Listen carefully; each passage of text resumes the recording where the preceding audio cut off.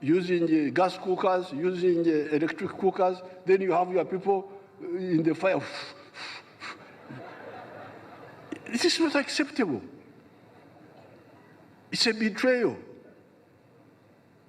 And we say we are leaders. The president also addressed the security question that continues to trouble Ugandans, with the rampant shootings and cattle rustling dominating his submission. But some of the legislators in attendance felt that the presidential address did not touch on some key areas. He did not elaborate more on security. On what happened to our gallant soldiers in Somalia. That did not come out because up to now we are not sure of the number that was killed, the number that was kidnapped. But if you don't address the security question, if you don't prioritize it, because you see he handled it in a passing, and it should have dived and given you... Today, we ask, did President put his finger on the pulse of the issues affecting Ugandans? Was the plight of the striking medical interns and the shame of hospitals without running water not worth addressing? Is it the true interest of ordinary Ugandans ever at the heart of the discussions by the three arms of government? This is The Frontline.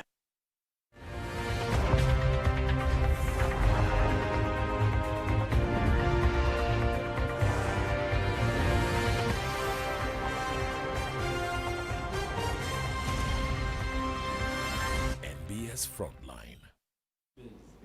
A very good evening and welcome to this edition of The Frontline on NBS TV. My name is Charles Mwangu-Shampagi. For the first time since he entered State House, President Yoweri Museveni is taking a break forced on him by a positive COVID-19 test that was conducted on him yesterday and confirmed today.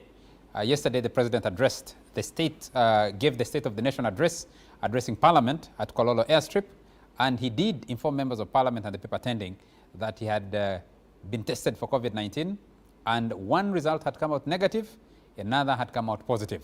But today we get confirmation that he's gone into isolation because of that positive COVID-19 test. I did ask someone who has worked closely with the president for the last about 35 years, and I asked one question: has the president ever taken leave for any reason? And the answer was simple and straight: never.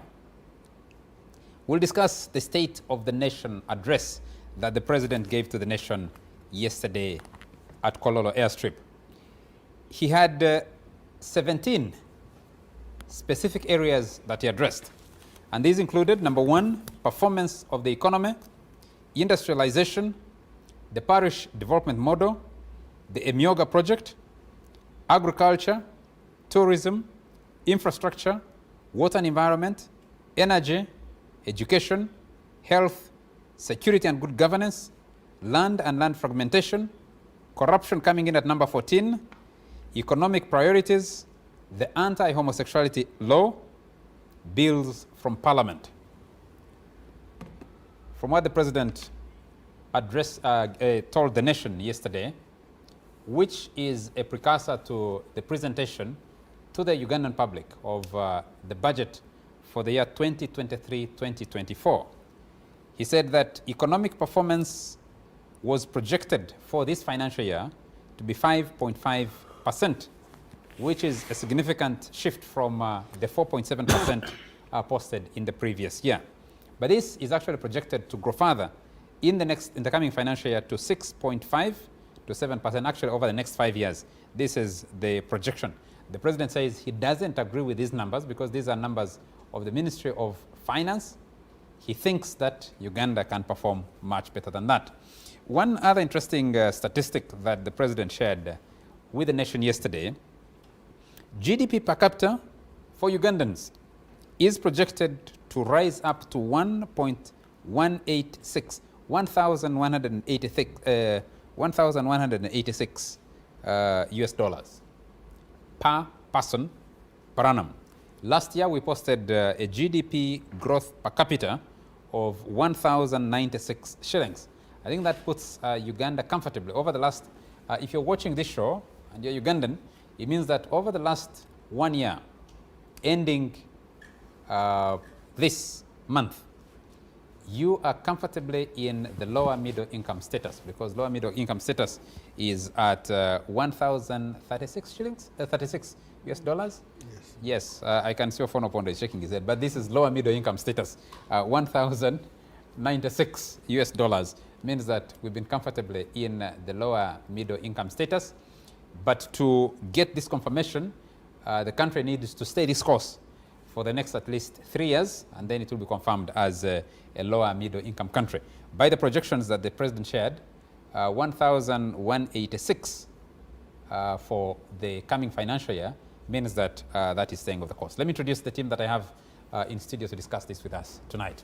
At the extreme end, Dr. Chris Baryomunsi. Dr. Baryomunsi is the Minister for ICT and National Guidance. He represents the people of Chinchizi East constituency and represents Western Uganda on the Central Executive Committee of the National Resistance Movement. Very nice to have you, sir. Thank you very much, Charles. Good evening, fellow panelists, and good evening, viewers. I'm happy to be back here Thank you. on the show. It's a pleasure to have you here. I have Mr. Ofono Opondo. He's Executive Director at the Uganda Media Center. He comes from Mulanda and lives in Mukono. Maranda is in Tororo. I live in Buganda. You live in Buganda. I said you live in Mukono. I live in Buganda. And Dr. Baryomunsi just doesn't represent the people of Western Uganda in SEC. He's a member of SEC. He's a member of SEC. I think that's the better, the Politburo. No, I think the better one is to say that he's the vice chairman of NIM for Western Uganda. You know, he's a member of our Politburo. But I'm voted by leaders of NRM from the whole country. From the whole country. So I Yes. just represent the whole country. Good evening to viewers, good evening to fellow panelists, and my brother Nathan had taken almost a year. Yeah, because I was thrown away. No, you have He has been been making, hiding, he has come back. you have been making money, flying around with the Bugisu Cooperative Union money, and my young sister. I know that is a phone for you. No, well, what we know is that I have hosted the Honorable Nandala for many years, and at one time he'd been thrown out of Bugisu Cooperative Union unceremoniously, but he fought a major battle back and retained control of the Bugisu. He's a permanent chairman. And previously he used to share coffee from the union. I don't know what happened, but we'll discuss that separately. I have from Luwero, the Honorable Brenda Nabukenya. Very nice to have you. Thank you. Good evening, viewers, and good evening to my fellow panelists. It's nice to be here. From Bugisu, from the Forum for Democratic Change, from Budadiri constituency, the Honorable Nathan Nandala Mafabi. Very nice to have you, sir. Thank you very much. Good evening, viewers, and also good evening, fellow panelists. As all said, I'm the chairman of Bugisu Cooperative Union. You're also the Secretary General of the Forum for Democratic Change. And the only union surviving, and as my brother Baryomunsi, who in Bugisu is known as Baryembusi. That's how they pronounce his name. They failed to pronounce my name and called me Baryembus, which means one who eats a goat. So every time I visit him, a goat must die. He must die. And I've told you, but just when you say Baryomunsi, give and I him might come frequently and all your goats would be wiped you out. can't manage. So I'm also sure that when you come, and when you come, you'll have a goat. But what is important is the coffee I have. We have the best coffee. As we speak now, we have stores in coffee, but the powder I'm going to deliver here. And I'm going to give you, and the coffee we drink is called Elgon Pride. Elgon Pride coffee. And it's the only Arabic coffee well known in the whole world, the best in the whole world. Taste it, and you will not regret. Okay, NBS marketing team will send you an invoice for that announcement. They'll deal with that separately. No, I appreciate your time, so it's important that we share that story as well. After all, it's one of the things that will drive up our GDP, as the President talked about it yesterday. Let's spend a few moments and talk about Heroes Day tomorrow. Uganda will be marking, commemorating Uganda's heroes. And one of the major questions that came up yesterday at the State of the Nation address is that the President didn't speak in broader terms. He did mention it actually, to his credit. He mentioned about the people who departed between, or died, between his last State of the Nation address last year and this State of the Nation address. And he did talk about the soldiers who died in Somalia. Let me start with Ofono Opondo. The President is COVID-19 positive, Therefore, he will not be presiding at tomorrow's national celebrations, but the Prime Minister will be there. What is in the Heroes' Day celebrations? Well, the Heroes' Day tomorrow is a gazetted day by law, arising from the massacre of 15 people on June 9th, 1981. People who were believed, now know, were collaborators of the NRA at that nascent level, because the NRA was just about 3 months old in the bush. So the UNLA went there in Chikandwa, and in particular went to the home of Edidian Muchivi, Lutamaguzi, where Museveni had hid the previous night, and they caught him. They wanted him to disclose where President Museveni was, where guerrilla leader Museveni was, and he didn't. I think in frustration, they killed him and 14 others. So since 2001, I think that's when we enacted the law. We have been celebrating this law, but it has now encompassed heroes beyond just the people who fought in the NRA Bush War. It now encompasses heroes in different disciplines. We have been recognizing people in the scientific community who have made discoveries. We have been recognizing teachers, civil servants who are making a difference, and so on and so forth. So it now embraces a broader category, which is a good thing to do. Tomorrow's celebration will be saying the broad theme is their sacrifices are beginning to bear fruit. If you look at the economy, you look at the stability in the country, the tranquility, notwithstanding isolated cases of criminality. If you look at the expansion of education, again, notwithstanding equality issues. Now, majority of Ugandan children who are school going, if the parents, the guardians are serious, they have access, not like my time when the opportunity wasn't there. If you look at... How did you get your own opportunity?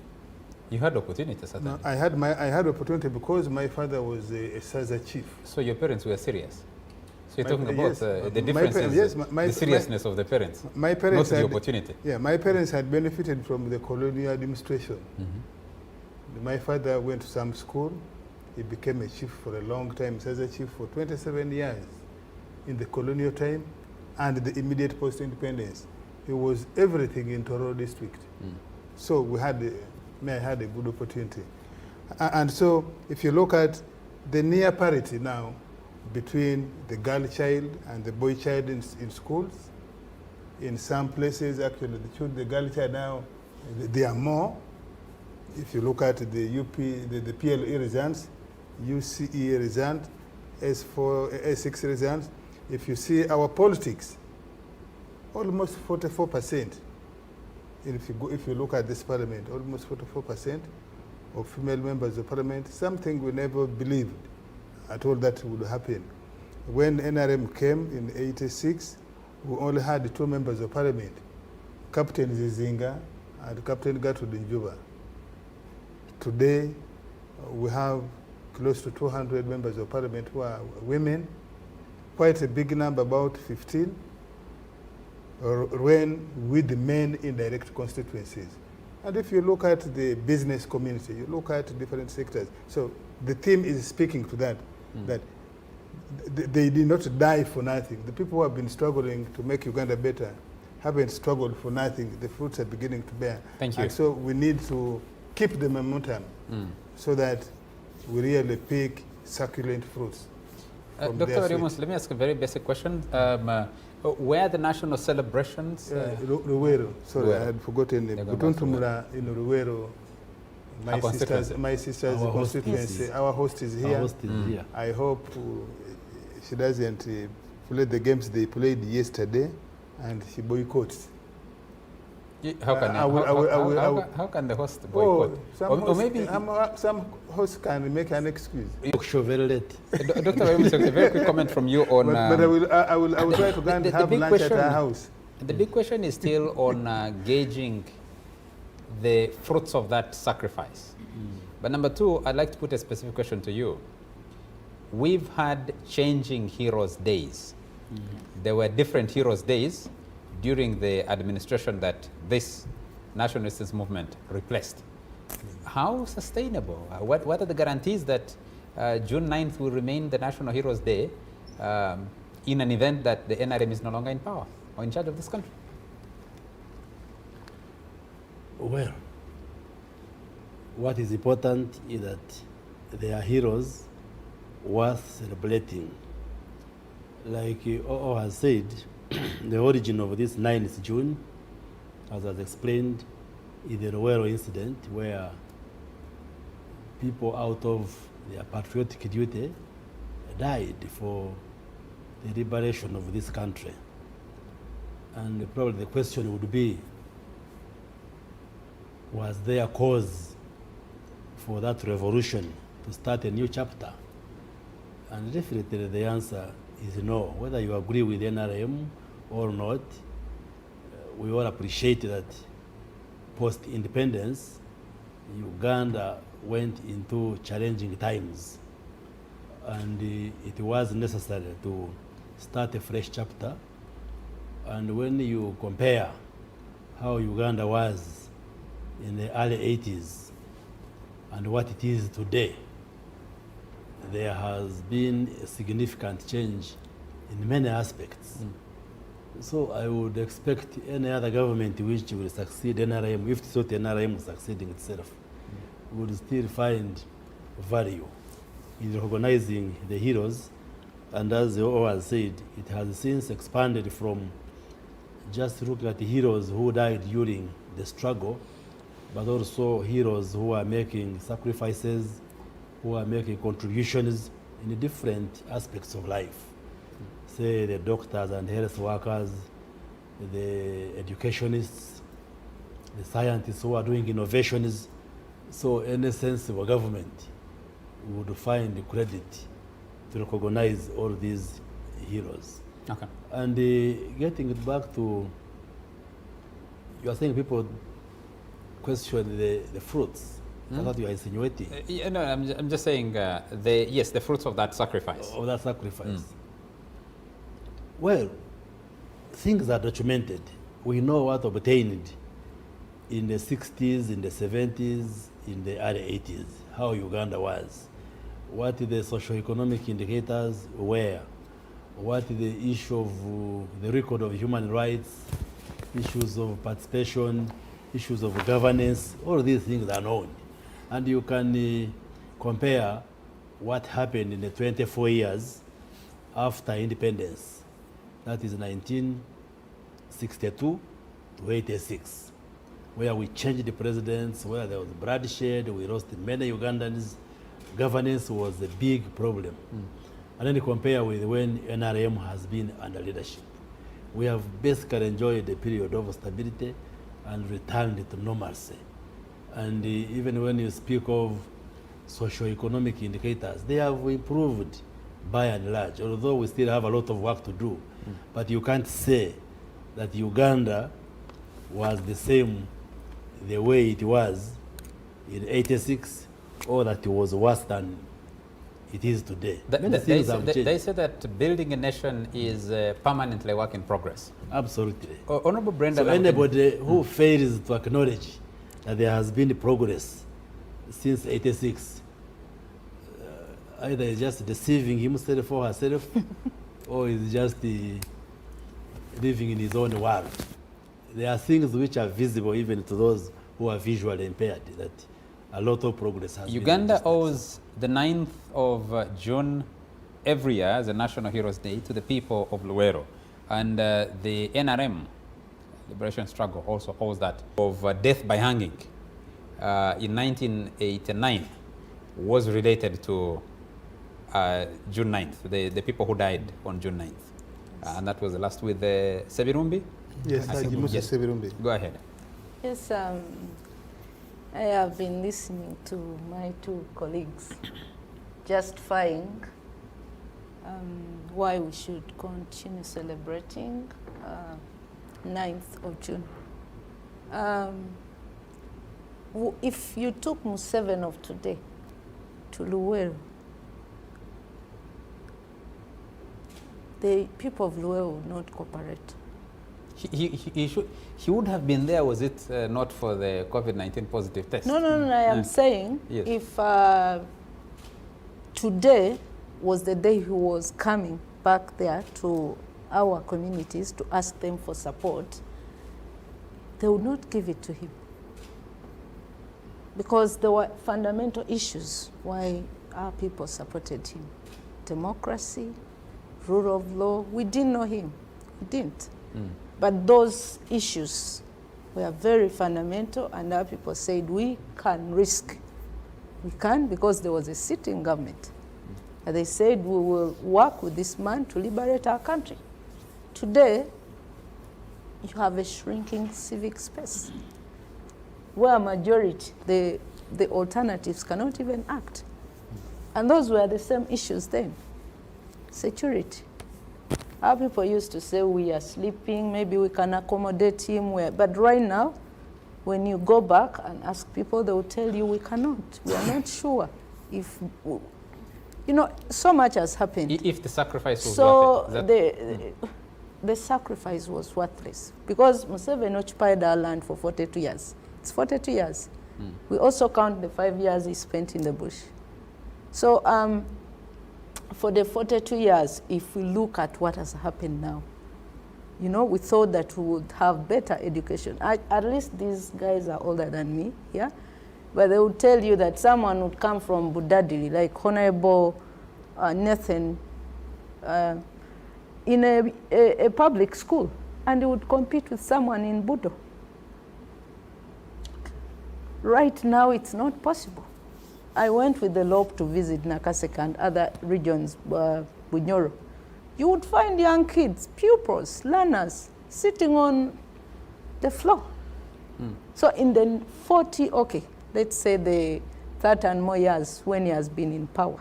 37. Without the 5 years. I think education is not quality. You don't find infrastructure quality enough for young learners. You look at our infrastructure. Take the Gulu-Kampala highway. I mean, left it as a 2-highway lane, you know, 2 lanes. A 2-lane road? Yes, those are facts.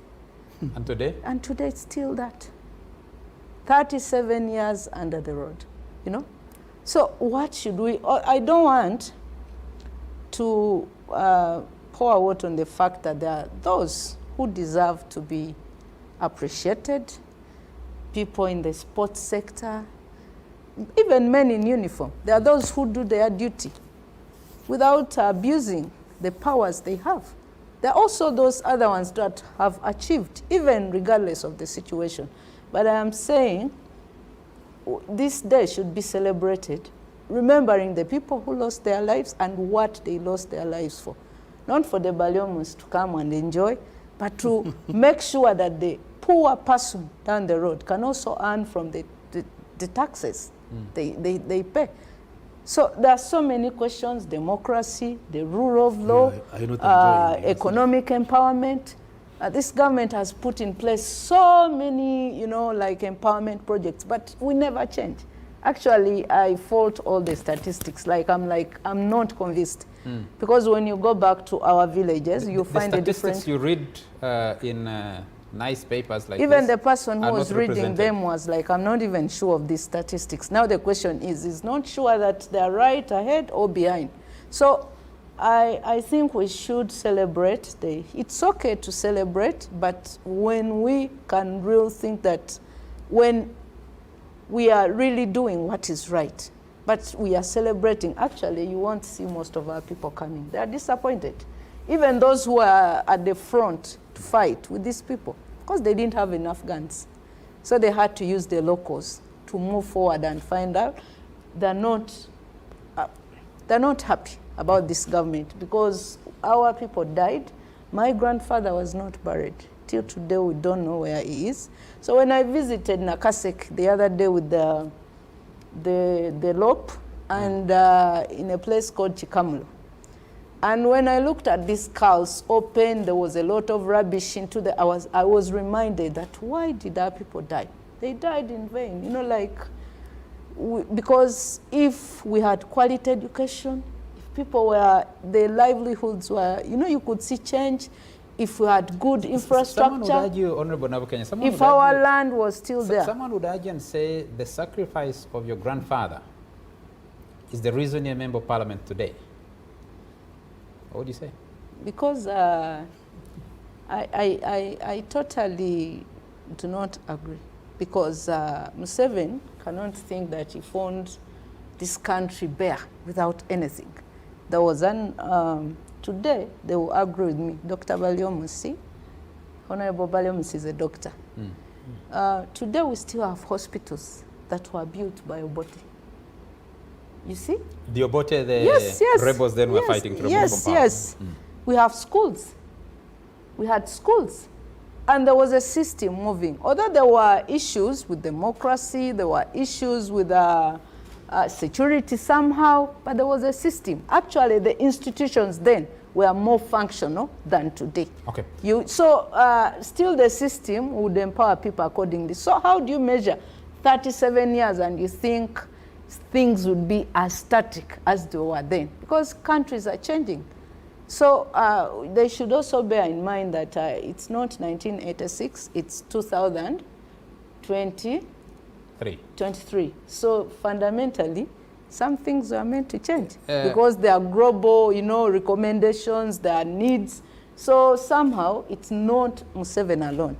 He has a small contribution, but I wouldn't say that in the 37 years, this is what we've been expecting. They say that even children abandoned with their grandmothers still are able to grow, taken care of by the grandmothers in the whatever small means they have. Is the Hon.Brenda Nabukenya saying her education isn't good because she's educated under these 37 years? Actually, unfortunately, I didn't go to any public school until university. If my parents didn't work hard, I would not be able to go to school. So they had to work, they had to farm, they had to do extra things. But you to do subsistence agriculture. When was in the power. No, yes, but still I didn't go on taxpayers' money. So somehow there's an effort from. So there is still quality under NRM. What you are saying? A little quality. I think what she's saying is that with or without, she would still go to school. And I think the other point I picked from her is that even in that time, there was no. It was not like time had come to a standstill. Yes. Children are still able to go to some school. Yes. Even that's why you see he's a doctor, because he didn't only study in this Museveni regime, but even before. And he must have gone to a public school. So you cannot say that without Museveni, Uganda will not go on, there will not be education, women will not be there, because you're still doing the same things. Thank you. Let's hear from Honorable Nandi. Let's hear the view from... You only had 2 MPs. Let's hear the view from Bodadiri on Heroes Day. June 9th, and then we'll switch to the main topic of discussion. Oh, thank you so much. I think it is good always to be the last. I've listened, and now I'm going to summarize. One, I've heard Museveni suffering from COVID. I think you pray for him to be better. I hope he was not using it not to go to Ruwero to answer issues of Ruwero. No, because I will state that if you have read a book which has been written by Dr. Onyege, Uganda under the colonial rule of from 1962 up to now, and the colonial rule of the Indian community and others. I would state without fear or favor that Uganda now, as it is, the owners of the economy are not Ugandans, because you get the Chinese, the Indians, the little Ugandans who are there in the economy are really even suffering, since we're going to discuss. So in short, what happened is that the NRM rule came to get the economy from which would have built the Ugandans and give it foreigners. Two, we are making rules. For example, recently we passed a parliament, a safety rule, that when you drive at this speed, you will be charged between 200 to 2 million. I want to tell you that if a country should implement such a rule, that's the Traffic and Road Safety exactly, Act, the new. You would have more lanes because there's a lane for high speed, there's a lane for low speed. Now, if I'm driving a Chikubi, I cannot be at the same speed with the one who is driving a V8, because the capacity of that engine is different. So that's why Nabukenya, one of my sister Nabukenya is right. The same lane which Obote left, the same which Amin left, is the one you are making rules which don't apply. So you want people to just literally walk on the road. And if you are talking of what you have built, I want you to go back. When NRM came to power, they first dealt with our currency. They removed the 2 zeros, then they removed the 30%. If the kilo of meat at that time of when they came was 2,000, now you must multiply by that by 100, and then you know how much it is costing you now in the current system. So when the president is talking about how he came in, his history, he should not forget the 2 zeros he removed from our currency, and the 30% he taxed. Where did that money go? And that's a question which Bariomosi and O should explain. Also, if you are talking about... Nathan worked at the Ministry of Finance. I'm coming, but by then I was... And I believe he must have been part of the advisors. How do you... On the currency reform? No, yes, but I'm coming. Who carried the money? The currency reform came when I was still in the university. I came when the currency reform had been done. The 2 zeros had disappeared. That disappeared under the 30%. Now, you can see, or you can agree with me. I'm saying now you have put this here. The union is now the cooperative structure bring, because that was the economy of the country. It's not that one. They came and destroyed it very fast because that was the economy of the poor person. Chigezi Wanyakole Kwetara, West Mengo, East Mengo, Chigezi, the one of Chigezi, the one of Nani Toro, North Bukedi, South Bukedi. Now they are trying to bring it is dead because that was the one which was building the economy. In short, they came to destroy the economy, then they rule us by saying, a mioga, a what, just peanuts, and we are here suffering. So in short, what I want to state is that we are sorry people died. We really apologize. All of us have lost people. But those people could have died. Of course, as you ask, will they be the same? No, they can't. The only place which will remain, I'm sure, is the Matters Day. And you're aware when the Matters Day started, they started in 1980 during Obote government. And now we have created Ben the Archbishop. We also were looking for Bagisu because we lost our bishop by then Ombale, called Wasike. Our bishop was killed by me. He also should be treated as a matter. We know that if we are going to get a public holiday for Bugisu, it will also be good for us. Maybe that's what we can have. If every community demands for a public holiday, that's why I was saying. Now, what I'm trying to put across is that this Matters Day, which this Independence, the Heroes Day they are doing, it is for those who over that system. If this system really wanted the people, the 10-point program they came with, it should not have stuck with.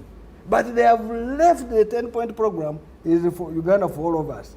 Not for Uganda for not all of us. Uganda for a few. Otherwise, if it was Uganda for all of us, we would really be celebrating this. That's what I'm saying.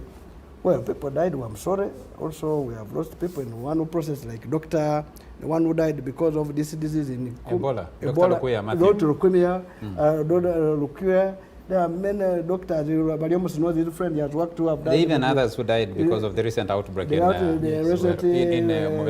The COVID-19. There are many who have died, and there are so many people who have died while trying to fight for our country. If we want to decide, my proposal would be that we should create one day, generally, like the Americans say that this day is to remember all heroes who have contributed to this country in one way or the other. But if you're only going to remember the ones of Ruwero, who brought a system which is now benefiting a few and the foreigners, the system will change. They will also change with it. The June 9th is a creature of statute created by an act of parliament. You sit in parliament. I have never had suggestions about amending that particular... if they can amend the constitution of Uganda... that includes you because you sit in that parliament. And Hon.Brenda Nabukenya and Hon.Brenda No, we amended. And even I went to my brother, I said, man, can't you talk to Yoweri Museveni that we don't need to amend the constitution. If you want, let us make a law for him to say that you go along until you die. Meanwhile, we deal with This law remains. sanctions. All fear to go and tell the You had that discussion. Yeah, but I want Gentlemen to and say lady, that we need to move on. Tomorrow, Nabukenya is right not to go if he goes. Because the education system we're talking about, I started from Busamaga Muslim Primary School in the village. I went to Busoga College Mwiri. Now all government Then you went to Makerere. all government schools which are there are got down. Are Now you saying from your village, children don't go to Makerere today? No, in fact it's zero grazing. What do I mean? No. From Busamaga Primary Muslim, you go to Busamaga Secondary. Then from there you go to maybe Mbale there. Then from there, and stop there, zero grazing. I think we're soon getting a university in Bualasi and we shall stop there. So what we're saying is zero grazing, and that's why our time. So are you saying the expansion from Makerere one university to now 53 universities is wrong? It is good. And let me explain. Banyambuzi, let me explain. The purpose of those schools which were there, I will tell you that during those government of Obote, every school would take local people 20%. Yes. The balance 80% were supposed to be distributed all over the country. That's why you will see Mugisu, they will say after getting 20% for Namari, the balance will go to Vura, Lang College, Chigezi. That's why. Chigezi College of Butobere. That's why your governor and another your prime minister, the former prime minister, Wakana Lugunda, could live together and go to where Busoga College Mwiri. But right now, that's it. Let me make a case. Now it happens at the university level. No. That's why it is. Now what will happen that even now they would be encouraging and say, no, from this region, you shall give this university 20%. Balance should be from other region. But now, because of how to pay accommodation, you want your kid to move to school, he has to come from Usamaga, 6 kilometers or 80 kilometers to Mbale. He rather stays around there so that he gets university. So the farthest constituent of Dr. Baryomunsi from Kanungu cannot come to goes to Kabale University. Kabale University, walkable distance. Otherwise, if you came to going to Iowa, it would be very dangerous. Let's move this discussion. It's for our children to access university education. Dr. Baryomunsi, private school during our time, even all will agree, were for people who have performed poorly. For people who had performed well, we're going to government schools. There was a pass mark for they used to call first class, second class, third class. The ones who do very poorly will be, I don't want to mention the schools here because you'll get angry with me. We're going private school. Now, the private school, listen, we're coming back. Now the private schools have come in, have killed what? Government what? Schools. So now the private schools are for well-to-do. And those well-to-do are where the performance is. But, okay. but we need to move on. Just to go back to what you asked. We'll come back to it. No, just to go back to what you asked earlier on. We expect a reasonable government to keep Heroes Day. They can modify. And just for your information, Martyrs Day, the people, me and Siangomachi, we used to call the traitors, the religious people, was actually declared public holiday by Idi Amin. Idi Amin, yes. 1975. Yes. So, if what the Martyrs died for, people believe in, there is no reason why succeeding governments won't maintain. Thank you. And that answers Hon.Brenda Nabukenya. I think he didn't listen to me. I said today, Heroes Day has been expanded to include the other disciplines, not just the rural fighters. You did. Thank you. Just one quick question for Dr. Baryomunsi, as a medical doctor and as the Minister for Information. What is the state of our president since he was confirmed COVID-19? Well, first of all, for the last few months, we've been noticing a slight increase in the COVID positivity in Uganda. You want more money now? No. But that has been alarming because the numbers were few, but also majority of those who were testing positive were asymptomatic.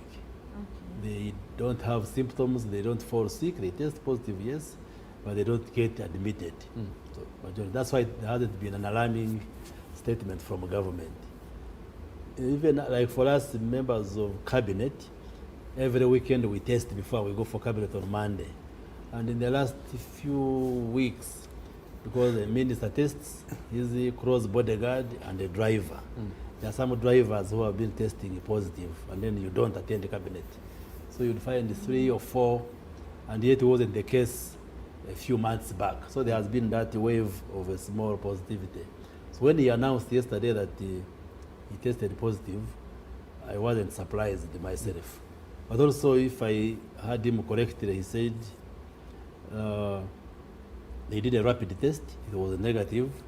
They did 2 PCR tests, one tested negative, another one positive. That one, in technical terms, we call it indeterminate. You should have done a confirmatory test to check, because it could be a false positive. But a false negative. Judge, A false positive or false negative? Either false way. positive. So, but judging by his clinical state yesterday, he's asymptomatic. So we pray for him. He has chosen to isolate himself for some few days. But today, an international media house was interviewing me. Are you worried as government, as Ugandans? I said, well, speaking as a medical person, I am not very much worried, because I trust he's asymptomatic. He will go through it, and I think in a few days to come, he should be able to test negative. He was in close proximity to a number of people, including the Speaker of Parliament, the Deputy Speaker. Majority of the people attending the State of the Nation address yesterday were not adhering to standard operating procedures. Why did you let him out to expose other people? But those around him were putting on masks. No, he had, if you see the pictures that are available, there are quite a number of people very close to him that he didn't have. mentioned it when the function was ending. But the people were around him, the close security around him, even the Speaker, Deputy, those who went around him, I think the best of my recollection, they were putting on masks. They were protecting themselves. But he knew he was a danger to those people he'd interact with, didn't he? Well, and he sits very far from us. Actually, I got worried how he got the COVID, because even the meetings which we hold, he sits at a big distance, and usually COVID virus travels like 2 meters. If you cough, if you sneeze, it moves like 2 meters. And he usually sits quite far away, farther than 2 meters. Maybe it could be close members of the family, but when we were in Chankwanzi, where I suspected, we took photographs at the end of the retreat. Maybe that's when we got a bit close. But again, we had tested midweek. And none of the members of Parliament or the staff who were in the retreat tested positive. But anyway, these viruses can float all over. But I trust he will be fine. And the world is learning to live with COVID. Absolutely. Someone would say. We need to take a quick commercial break. It's and no when we come longer back, as big a scare as it was then. We start on the discussion of the state of the nation. Economic performance projection, 5.5% when the final numbers are finally in for the year 2022-2023. That is a significant improvement from 4.7% the year prior. Our projection for the next 5 years, 6.5 to 7.0% economic growth, economic performance projections. And these are the factors that the president yesterday outlined as responsible for the positive performance.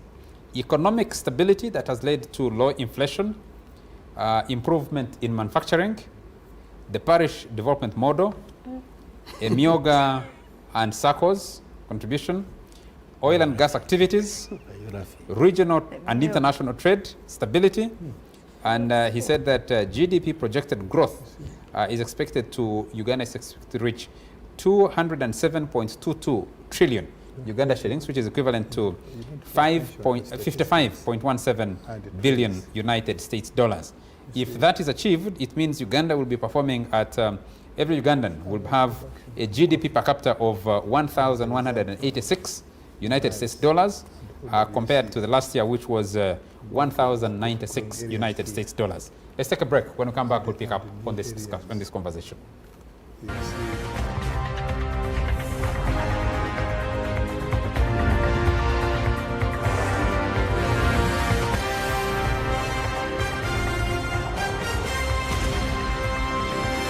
NBS Frontline.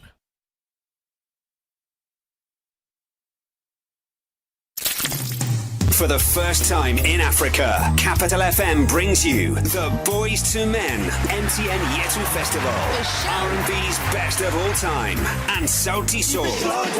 Alongside Uganda's great artists, we're taking you from Africa to the US and straight to heaven. The biggest love songs.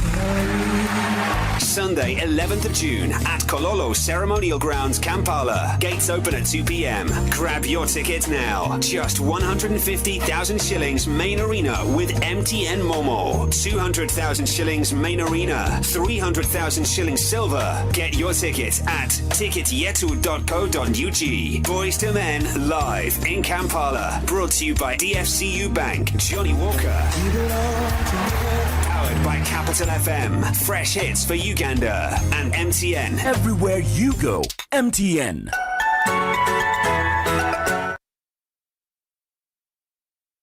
You can now insure your cargo with your local insurance companies instead of filing similar claims with foreign insurers in the event of a loss.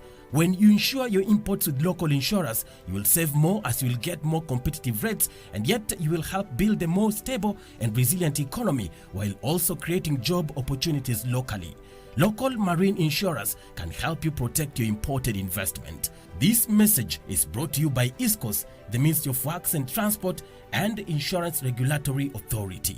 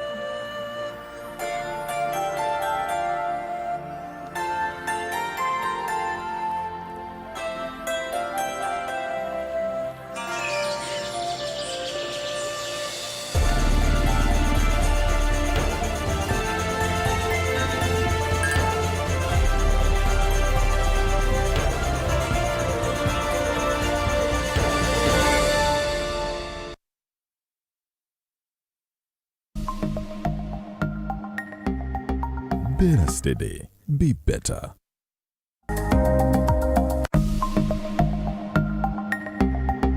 Better steady, be better.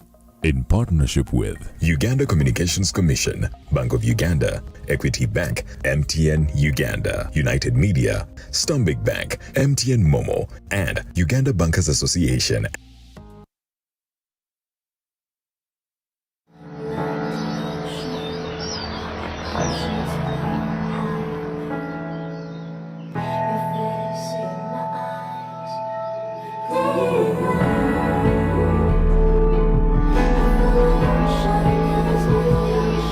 Camon 20 series comes with MTN data valid for 3 months. Get the Tecno Camon 20 series from Tecno on installments from Tecno stores or MTN service centers countrywide. Everywhere you go, MTN.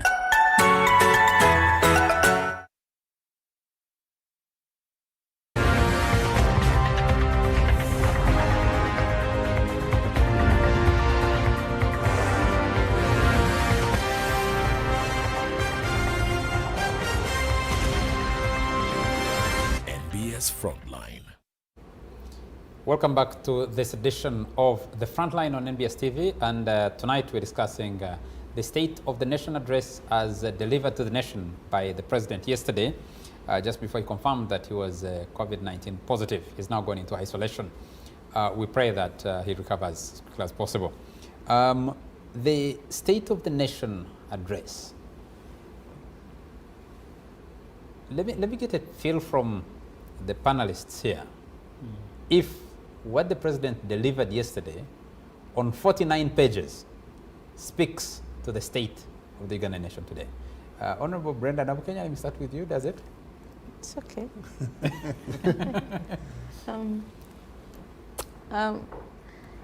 We didn't attend. You and Honorable Nandala Mafabi, together with the other members of the opposition in Parliament, yes, boycotted. They were watching from a TV. We were protesting.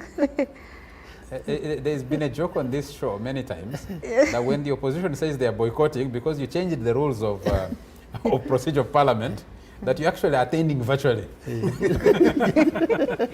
And you will hear from them, they will, Yes, they will discuss competently. Yes. They know the content. But we didn't attend. There was no presence of the opposition because I think our leader, the leader of opposition, stated the reasons why we were not going to attend and why we didn't attend. Because wasteful expenditure is one of them. COVID tests, because the World Health Organization had declared, I think that was 5th of May 2023, that actually COVID was not a public health, emergency anymore. And we think that we spend a lot of money. We waste funds, taxpayers' money, on things that should be actually even avoided. He has said that we are virtually attending. That's also a possibility. Oh, this is one measure we can use. Like in some circumstances, when you're looking at our resource envelope and we have a big budget and we can't even have enough revenue to run our budget. So we are in protest. We are saying we should avoid. You know, when these people are going to Chankwanzi, they never go into the NRM resource envelope. They go into the budget, national, and they test for COVID.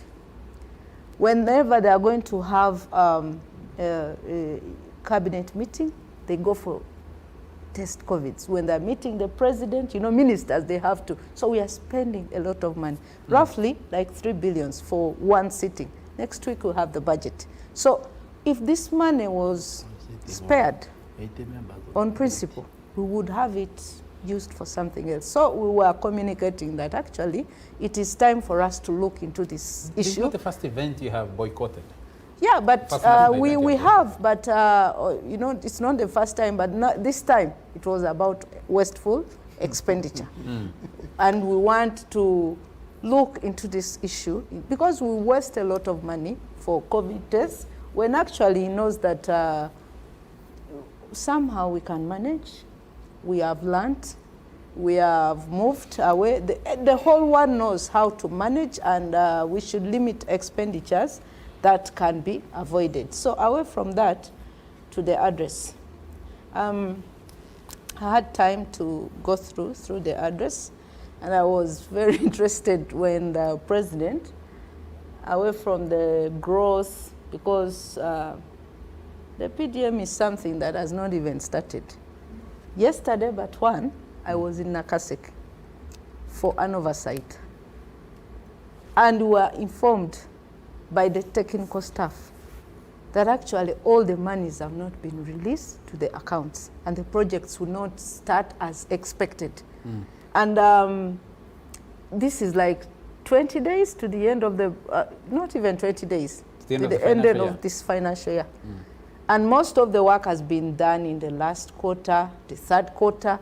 The first 2 quarters, nothing was going on. So if you hinge economic development for this 2022 growth, 22, 23 on PDM, that's a lie, a big one. You're accusing the president of lying. Of he course. said No. He wasn't agreeing with the statistics. He thought maybe he did attribute the performance, the improved performance of the economy on economic stability that has led to low inflation, yes, increase in manufacturing, yes, the parish development model, yes, and in yoga and circles. But what you're saying is PDM may not have hit 100%, yes, but some money has arrived in your constituency in Luero. In the fourth quarter, yes, and third quarter. So you cannot measure growth using PDM, maybe economic recovery or the others, but not PDM and not EMIOCA. Because we have a record on the Hansard in Parliament. Honorable Baliomus is a member of Parliament. Honorable Nandala is a member of Parliament. It was a sad story. The EMIOCA died. died the same way Ntandikwa died, all those development projects that have been started by the NRM government. So I fault him on those two. There could not be any contribution for the 2022, 2023. Yes, two out of 17. It is much of a guessing, and that's absurd for a president to come and state things that are not actual. Because if you're saying that to the members of parliament, we've been doing oversight over this. This is a fact, and we have records, and we have noticed all the negatives. So I don't agree. And also on education, he went ahead and said that actually children, parents should not pay any fees in schools. Today, I had to go through the Education Act, Section 5 of the Education Act 2008, 2008, that's Act 13. Section 5(1), as clause 1, you find the responsibility of the government, and then you find 2, the responsibility of the parents. Because education, UPE, is not free. Cost sharing between government and parents is what is provided for in that section. So when a president comes out and directs that parents should not pay money, because they have to pay for food. That was his point number 10, and this is, in his words, he says, the NRM government introduced universal primary education and universal secondary education programs in order to ensure that no child of school-going age misses out on schooling on account of lack of school fees. These programs were created to provide free education, especially for the poor families that cannot afford to pay the school fees. It is, therefore, unacceptable for school authorities to demand fees from the poor parents. He contextualized why he's saying schools shouldn't need money for this money. No, the thing is, we haven't defined what fees is, but even meals, for children to have meals at school, they have to pay some fees for food. And it's very clear in that provision. Can your people in No, Luwero? No. You cannot just say a broad statement as a president, because you must be aware of the law. You have to say this. It's not the first time he's making a directive. I think this is the second time.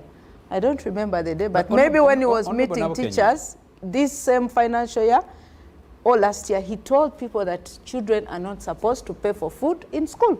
Can your people in Luwero, the ones you visited in Nakaseke, if they are struggling to put a meal on their own tables at home, 3 square meals a day, can they afford to pay for a school meal? Then why would we even ask children, to go to school? Because if we can't provide meals at school, I understand parents cannot. Now that's where the government should be fostering a discussion on having food in schools.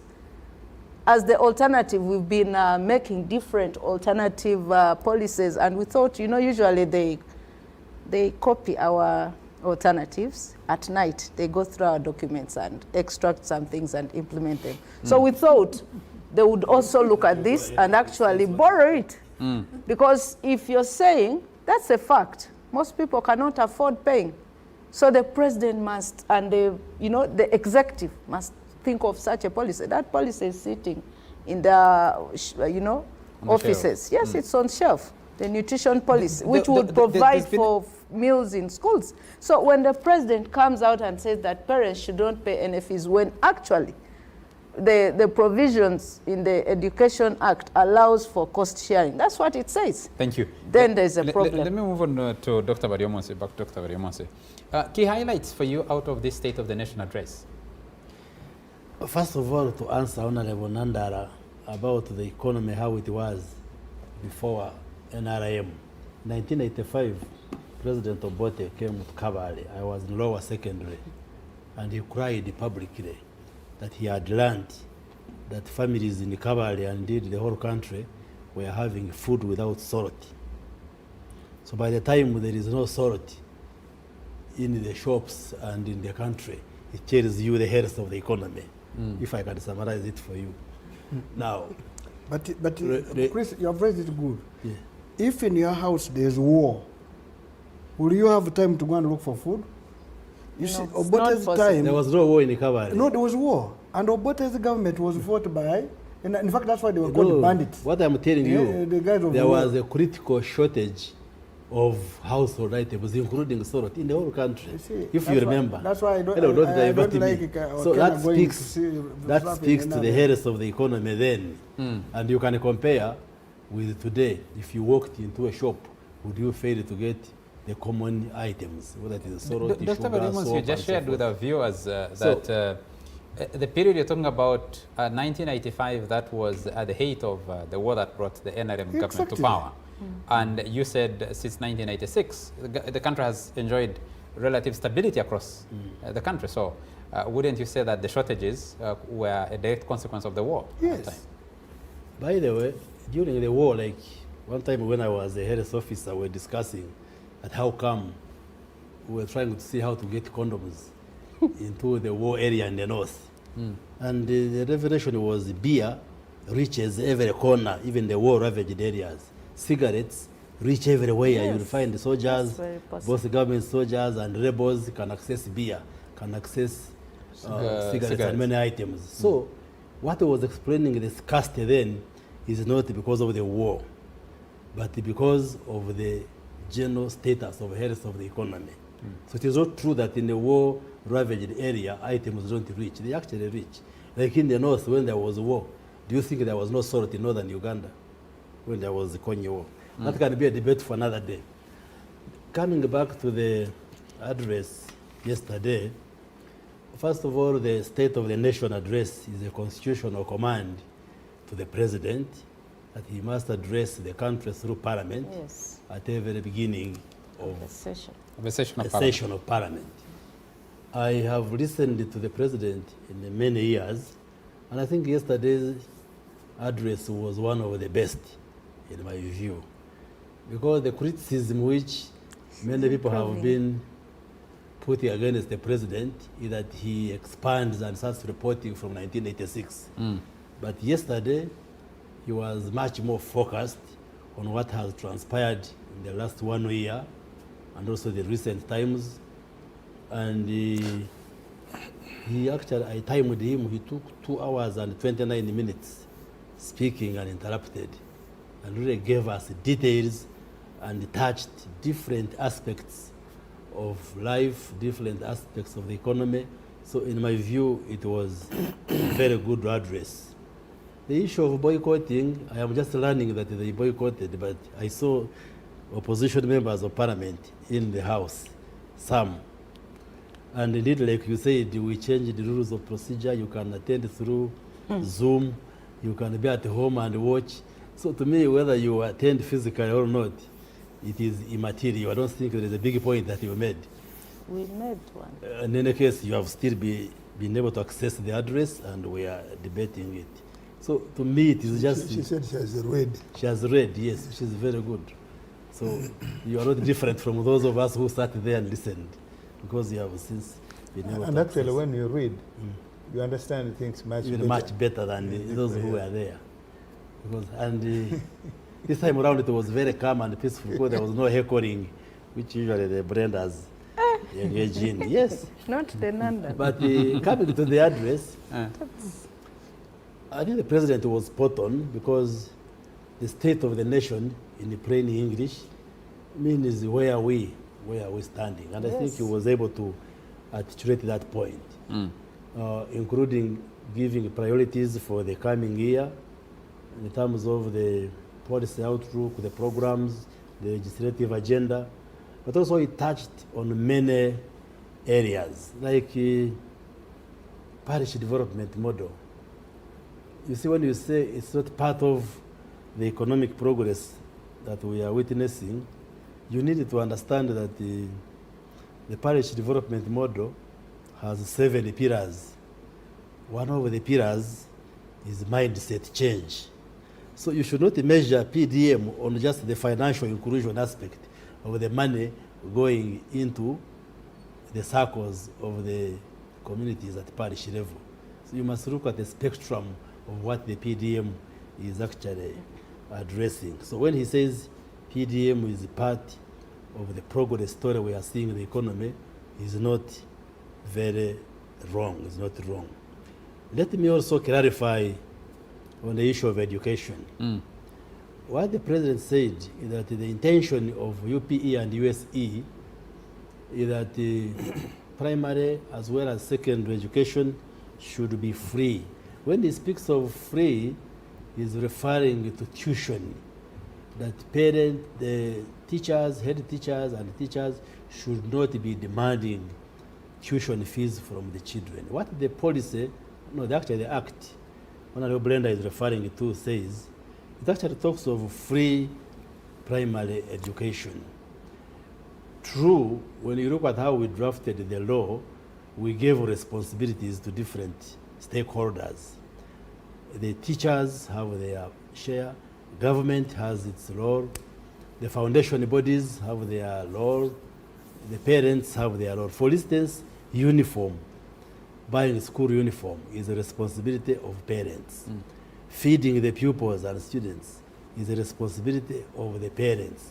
And the law says if there are people who would want to contribute, they can voluntarily contribute. There is also a provision in that law. But what is prohibited is for you to send the child of a poor person simply because he or she has failed to pay tuition fees, or for you to impose the fees that you want to pay extra teachers, you want to put up buildings, and then you introduce the fees which have not been agreed upon by the parents. So what the law expects is that, yes, if the teachers and the parents in a PTA meeting they sit and they agree that we want to impose 5,000 per student for a particular cause, that can be agreed. But for those parents who can't afford the 5,000, their children should not be chased. Rather, the meeting can agree on how the poor parent can, in kind, maybe make a contribution, but not the children of the poor being chased from school. Thank you. And we have discussed this in the cabinet for information of the viewers. Starting 2024-25, we are going to make a major pronouncement that the education in the primary schools and secondary schools, the government schools, is going to be free and compulsory. And even the foundation, the grant-aided schools of the churches and so forth, we are going to ask them to make a decision whether their schools should run as public government schools, or if they think they want to pay fees, make them private and run them. But for the government schools, starting that financial year, we shall be providing free and compulsory education. It will require increasing the amount in the budget by around 500 billion, which we shall provide. That's why we haven't started strictly this financial year. Kenya was talking about something fundamental, which is that midday meal. It's been a subject of discussion for a very long time in this country. Can the government afford or provide a midday meal for children attending public schools? And make it mandatory for those that are going to private schools? For now, we are saying the parents should be able to prepare the meal, and the students, the pupils who come from near the school can dash for lunch like we used to do, or if the distance is a bit far, they can carry food and take the food at lunchtime at school. Okay. That's the position now of government as of now.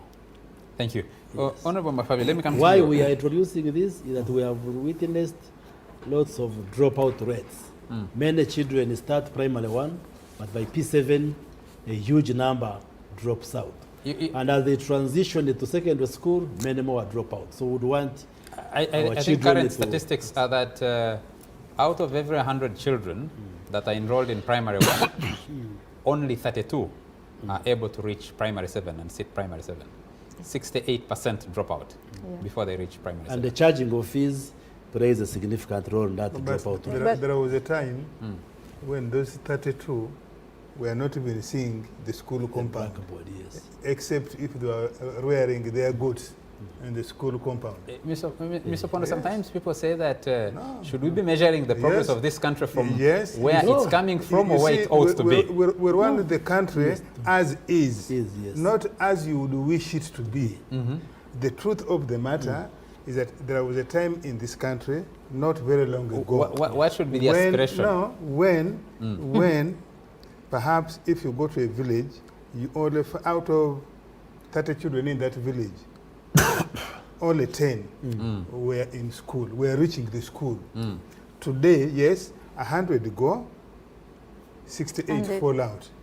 We must now deal with the reasons, the causes why those 68 fall out. Okay. But one thing you can't deny is that under NRM, access to education has been enhanced from primary to university. When I went to Makerere in 1990, I was the celebrity in almost the whole sub-county. But now every village has a child who's at university. Would you consider that an achievement or not? So at least access to education has greatly improved under the NRM leadership. Then we have to deal with issues of quality and other issues, but you cannot deny that point that access has improved. There are many children who were just grazing cows, looking after goats, scaremongering in the gardens, chasing away birds. All those children now are able to see the blackboard, which should be a positive point. Let me come to you broadly on... To try to get a housemaid of between 7 years and 15 years. You will not find it easy to get that maid. Why? The law doesn't allow. No, not just the law. Parents now would wish to send their children, and they're actually in school. In the same country like we do. Yeah. The only issue is the fallout rate, which we must deal with. Which we must fix. Yes. Well, I think They by speak law, like they're from Mars. anybody to be employed, they must be 16 years and above. Totally So 15 wouldn't be acceptable. When I was growing up, many people who were our maid were in that age category.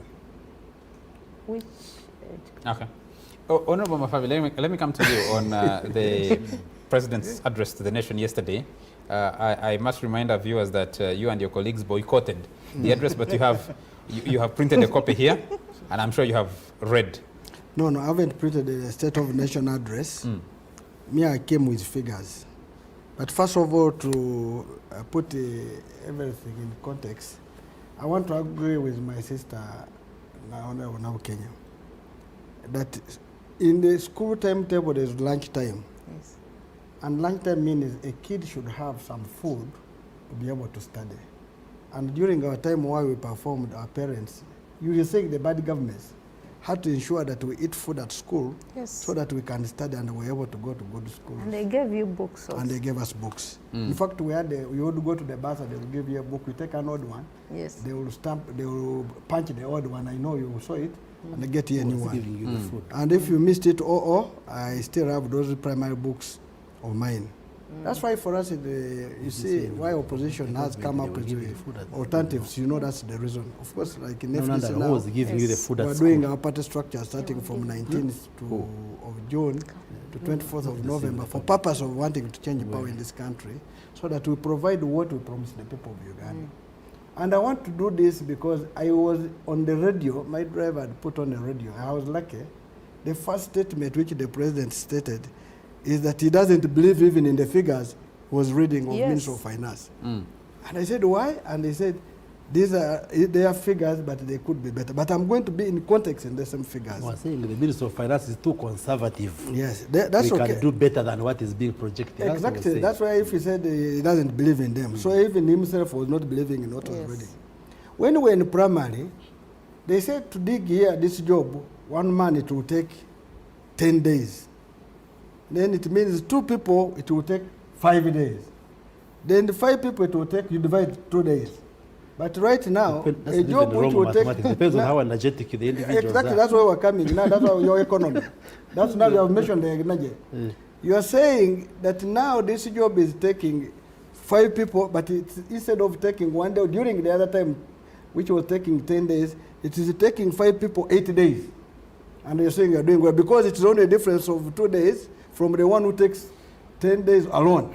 Because the 2 days, it means these people are energetic, they're not doing the right job, but because it is less than 10, they're assuming they're doing well.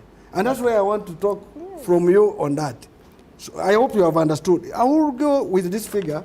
This is the just let me provide context for what the president said in his own words. on the question of belief in the numbers. These are his words. The economic growth for this year is projected at 5.5% in real terms, compared to 4.7% last financial year, 2021-2022. Over the next 5 years, the economy is projected to grow at an average of 6.5 to 7.0% per year, highlighted for emphasis by himself. But these are growth rates of the Ministry of Finance. But me, I believe we can grow much faster. He did not say he didn't believe them. He said, but me, I believe we can grow much faster. Okay. Me, I'm just, that's what I mean. If he believes he can grow much faster. In his words. No, that's where I am. I am going to use his same words. And I'm going to demonstrate that his words, which he's saying, he doesn't believe in, and I will explain why he doesn't believe in, and I also don't believe in both his words and the ones of the Minister of what? Finance. I'll give it in context.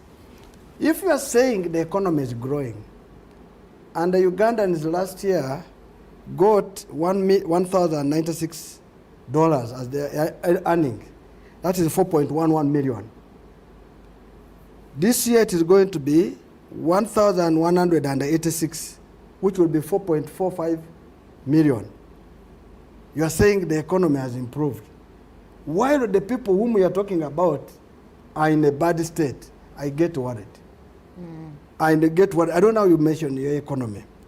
If you want to put this in context, if you're saying your collection, your GDP is 207 billion, that means what you have earned as a GDP, 207.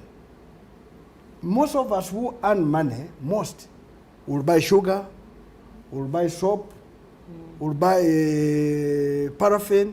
That means if we took it at only 18%, from VAT out of 207 trillion, we would be collecting taxes over 36 trillion. Without putting corporation tax, because this is income you have earned, which is going to be consumed, which will be liable to indirect taxes like VAT, excise duty, import duty. At the same time, you will have some corporation tax. Now, in reality, it means if this GDP was right, our tax collections would be over 40 trillion. But you talk about the tax collection, I will give you the figures. That's why I came, you said that this is a speech. And that's why I'm saying I never came with a speech. I came with the figures. This is the consolidated accounts of government for the year ending 30th June 2022. And I'll go to specific areas. Debt. By 30th June 2021, the debt of Uganda was 75 trillion. By the end of 30th June 2022, it had rose to 86.6 trillion, an addition of 11.5 trillion. As we speak now, which is going to end 30th June 2023, it is over 110 trillion. Whose numbers are those? This government, they have them. This one is the balance sheet of government. No, I am using your figures first. As it is. As it is. I'm using them as it is to demonstrate that you are not, even if you are becoming fat, you are using debt to become fat. In fact, you are making your children grow fat on borrowed money. The day the owner will come to demand, those children will vomit the money they ate, or you will sell them to pay the debt. That's what I'm using your figure. So now, to say the economy is growing when the tax is not growing, I want to also give the same years. In 2021, our tax collection, again using your figures, it is here. URA collection taxes and NTR was 18.69 trillion.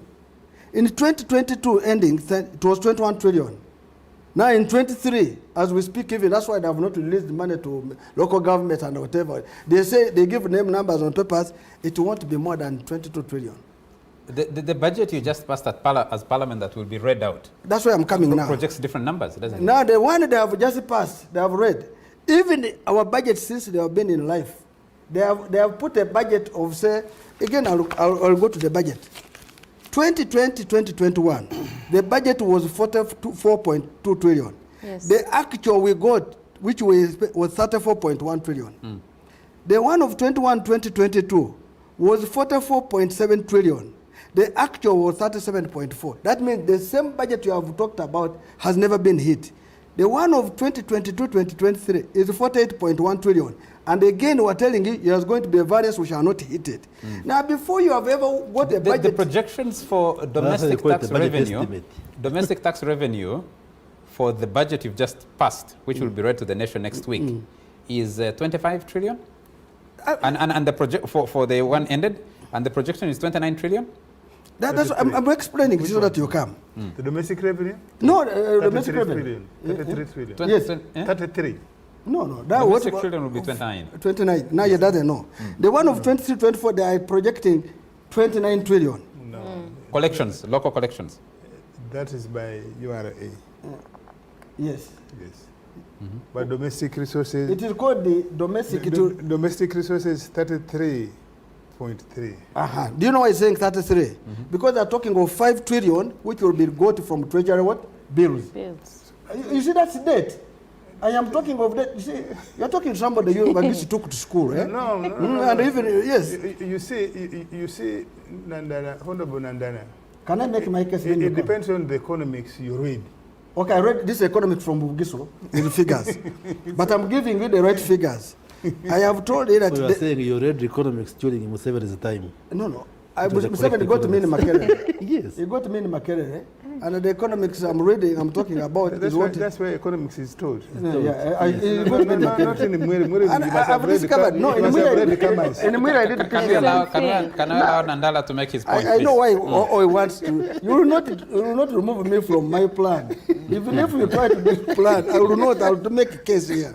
So what I'm trying to say... Just a minute. Let me quote the president's own figures. I don't know where you're getting yours from. Domestic revenue in financial year 2022-2023 is estimated at Uganda shillings 25.55 trillion. This is about 13.7% of the GDP. Next financial year, 2023-2024, we plan to collect Uganda shillings 29.67 trillion as domestic revenue. This is from the State of the Nation. It is the right figure. That's why I'm talking about it. And you see, Opondo read these things, and I'm going to take him back to Mulanda. So what I'm trying to put across, that the budgets we have been making, I'm just giving only these 4 years, it shows that we have never hit the budget as it is proposed. And the revenues we proposed, we have never collected them. What accounts for that shortfall?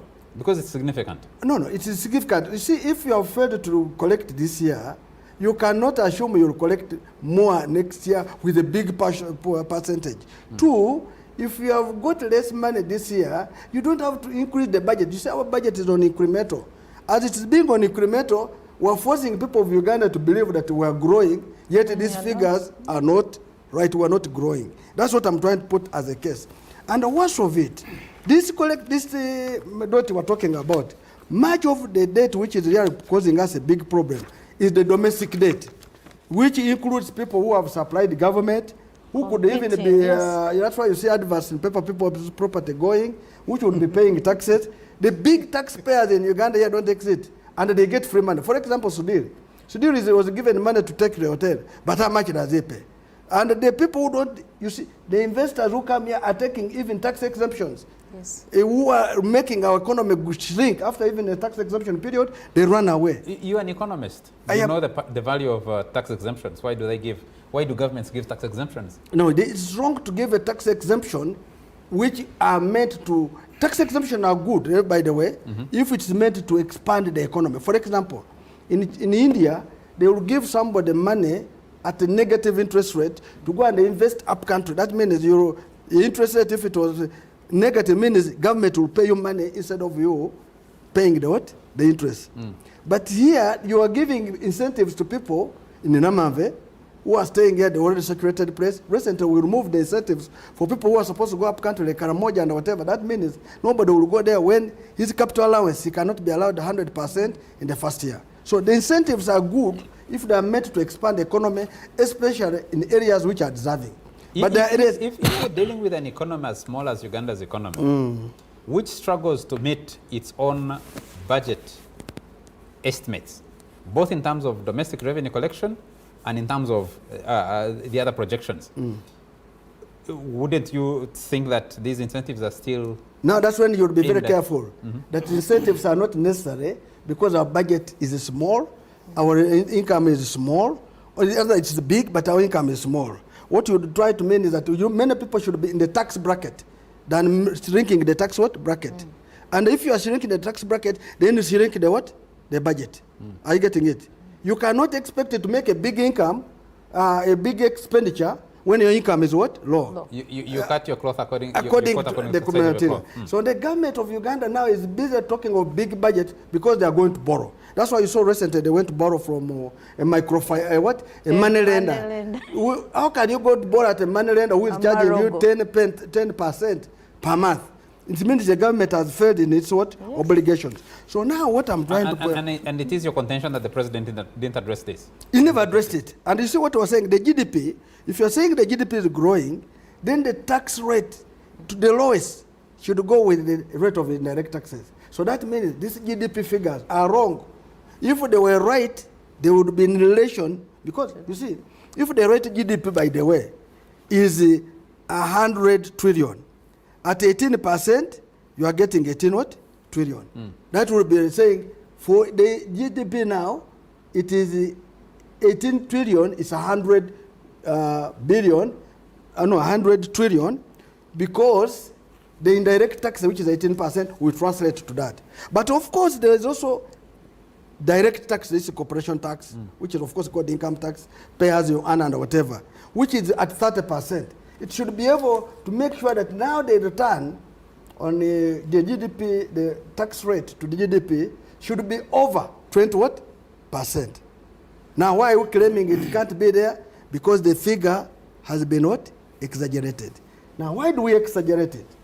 One of the reasons why we exaggerate it, so that we get the 3%, 3.5%, the one which you allow as the supplementary, the money you spend without coming with what? Seeking approval of Parliament. That's how they will do it.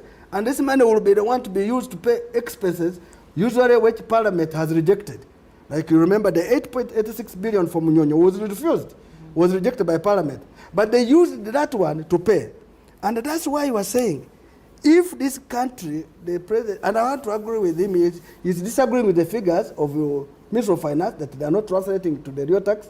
Likewise, his, which is estimating it should have grown, is wrong. He's feeding children on borrowed money, which tomorrow they will come for them.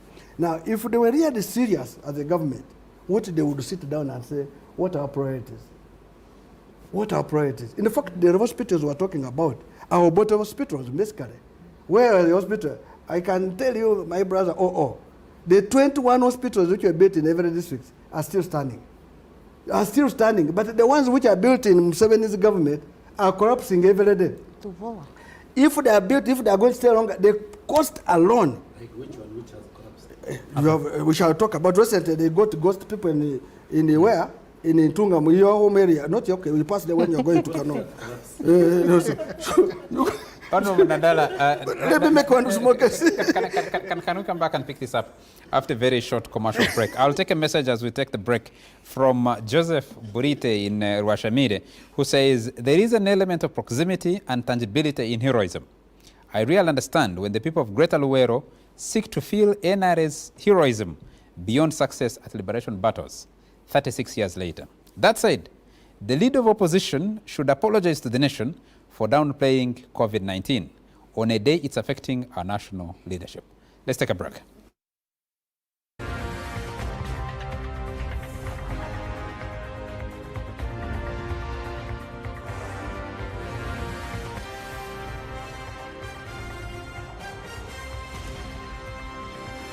NBS Frontline.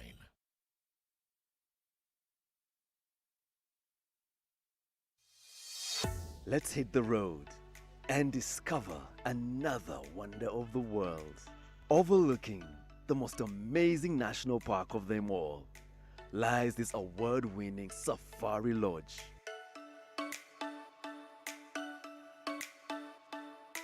Enjoy this medley of wonders, take in the modern and local architecture.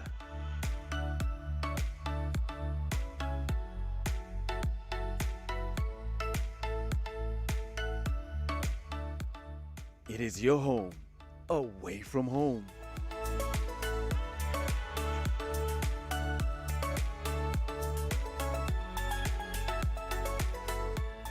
This is the view of all views. Parkview Safari Lodge.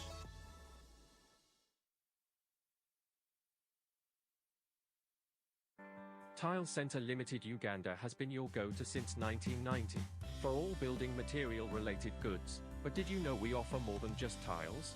Vinco from Tile Center can help you build your dream home, office, or other buildings with our services. From a range of high-spec windows, doors, and glass work to customized shower cubicles, we provide solutions to all your needs. Locally manufactured tempered and laminated glass, as well as prefabricated hollow core wall and floor slabs, can help reduce construction time. From our range of high-quality tiles, sanitary ware, and accessories for your home to our range of commercial stainless steel options, we are there to find solutions to all your building problems. Link up, get the hookup, be inspired, and create. This is Pulse Radio.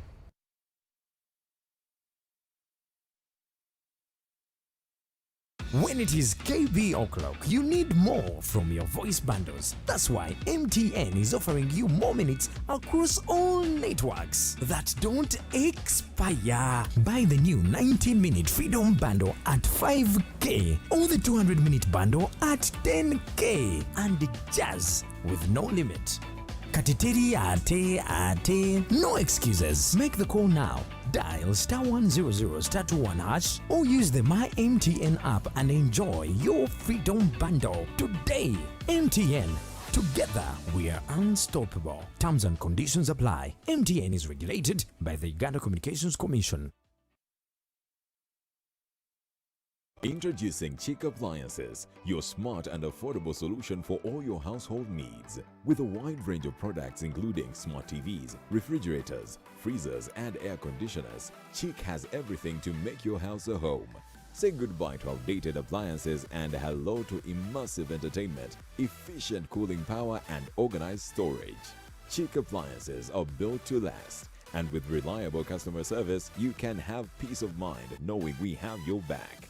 Join the smart.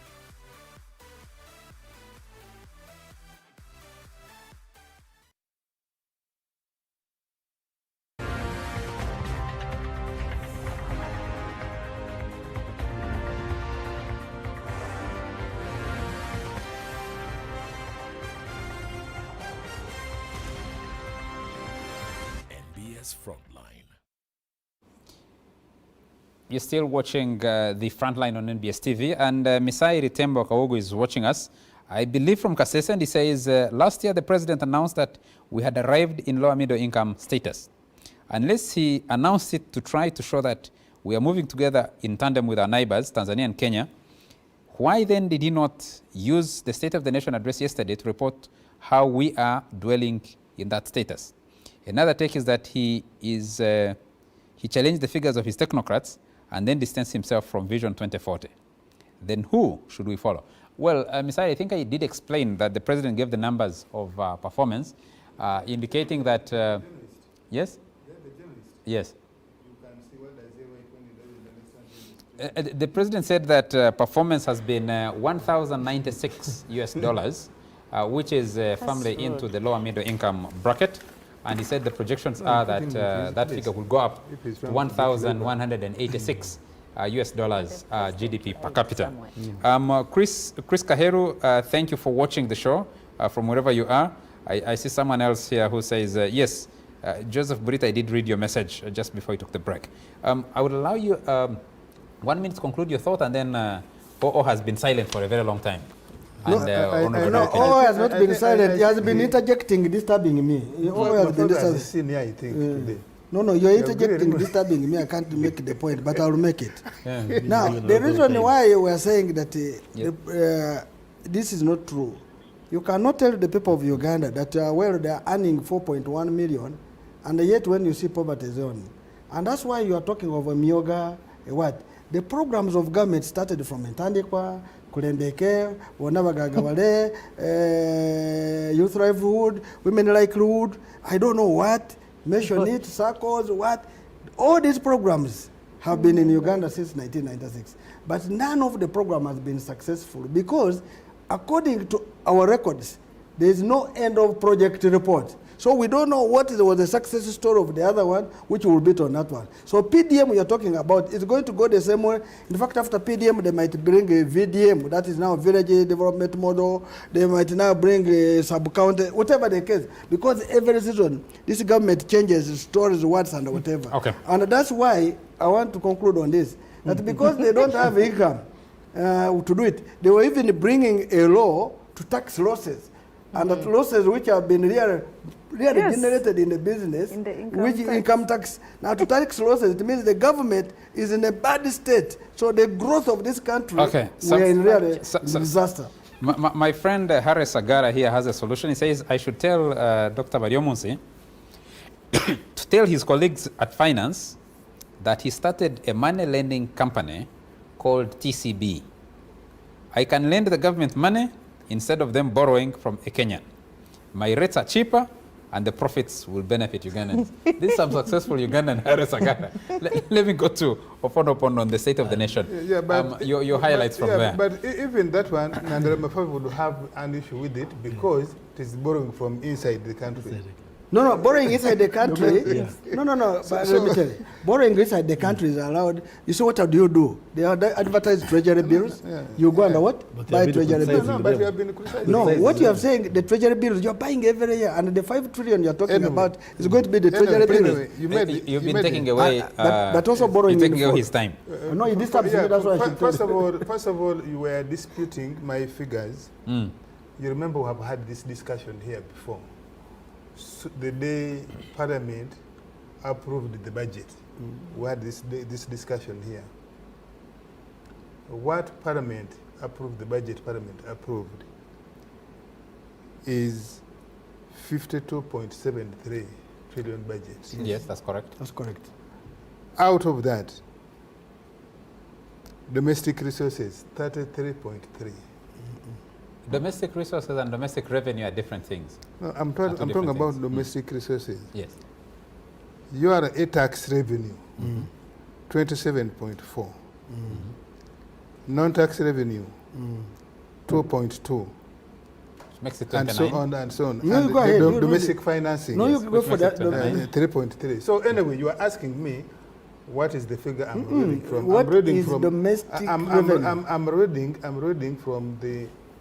I know Hon.Brenda Nabukenya was in Nigeria, so he wasn't here when his parliament was passing this. So but anyway, that's it. Now, no, I was let me go back to Abuja. That's Nigeria. No, Abuja. So, you're in Abidjan. But because it's Abuja. No, you're in Abidjan, not Abuja. No, I wanted to contend that he's assuming I was in Abuja. But the Rugisu Tang calls Abidjan. When we asked you where were you, you said Abuja. Abuja. No, the one was being proud in repeating what he was saying. Let's first go for the reason Hon.Brenda Nabukenya is boycotted. You remember a while back, I think 2018, 2019. Why don't you go to the No, State of the Nation address? We need to deal. We need to deal with the reason they gave ostensibly for dodging, for not attending, so that people know that these people, you can't trust them. They have no value. Even when you see them, somebody to come on a show like this and say there's no growth. Why would you trust the reason they are giving for not attending? Because if it is wastefulness, I would have loved my brother Mpuga to park the Kadingidis, the vehicles of government, for paraphernalia that is escorting him around. That's wastefulness. I would have loved to see opposition members of parliament walking out when they bring a dead body to parliament, because that's wastefulness, in my opinion. And we have had many stations where they bring dead members of parliament, former members of parliament who have died, and they call them from recess. I would have loved. Another one just died yesterday. Yes. I am now hearing. I have had my brother. Yes, I've had my brother. I've had my brother in Sereko. I've had my brother in Sereko on the radio and the TV beseeching the speaker to allow the body of Katolo Wama to be brought to Parliament. I would want to see when they walk out, when such sittings are called. But this is part of the politics. You remember in 2018, I think, Nancy Pelosi, the former Speaker of the U.S. House of Representatives, tore the speech of Donald Trump, yes, of Stone. So I think that's part of the politics of opposition, of not being sincere with itself anyway, because you boycott the actual sitting, but you partake in the budget in its entirety. I have not seen when the Mpuga has slashed the budget of the Office of the Opposition, Leader of Opposition. I have not had a single member of the opposition who has turned down a trip, either internal or external, because that's part of the wastefulness we are talking about, or workshops. So they are not sincere, and Ugandans should not believe them. And I think Ugandans are not believing them. The reason DP is no longer, is a footnote now in Parliament, where my sister belongs. The reason FDC is becoming a footnote. A footnote? There was a memorandum of understanding between the Democratic Party and the NRM. Yes. How could the chairman of NRM have signed an MOU with a footnote? Yeah, when I say footnote, that's what I mean. That they can now hold on the tail of NRM's coat. That was a negotiation you did with your friends. That's a very... The reason FDC is becoming a footnote in the Parliament, in the politics of Uganda, is that Ugandans are judging them from their conduct, the things they do. They are now seeing unserious people. FDC? Yes, FDC. You also intend to tie them on the tail coats? I hope so. I hope the election is coming, you will hear. So, so I think the reason they are not genuine, because if you really think that the president is not going to say something, anything of substance, don't even read. Don't switch your radio on, because my father's driver, I don't think my father's driver switches on a station which number 5 doesn't approve of. Because all radios were directed, I think, to have the national address. No. So my driver was in not directive. From the Minister of Information. From his debate. Silently, Honorable has actually read in detail. That's why he's able to take figure by figure. He has the notes. He has the way. So they are not sincere when they say they are boycotting. Let's go to the substance. Let me go now to the substance of the presentation. I want to agree with Hon.Brenda Nabukenya that I think coming from criticism and lack of appreciation, why he keeps going back to the historicity of building Uganda. Many people don't appreciate why the president goes back to 1986. Sometimes it goes back as far as 1962 to try and bring people up to speed, especially today's generation, young ones, who don't have this understanding. You are asking here about Heroes Day.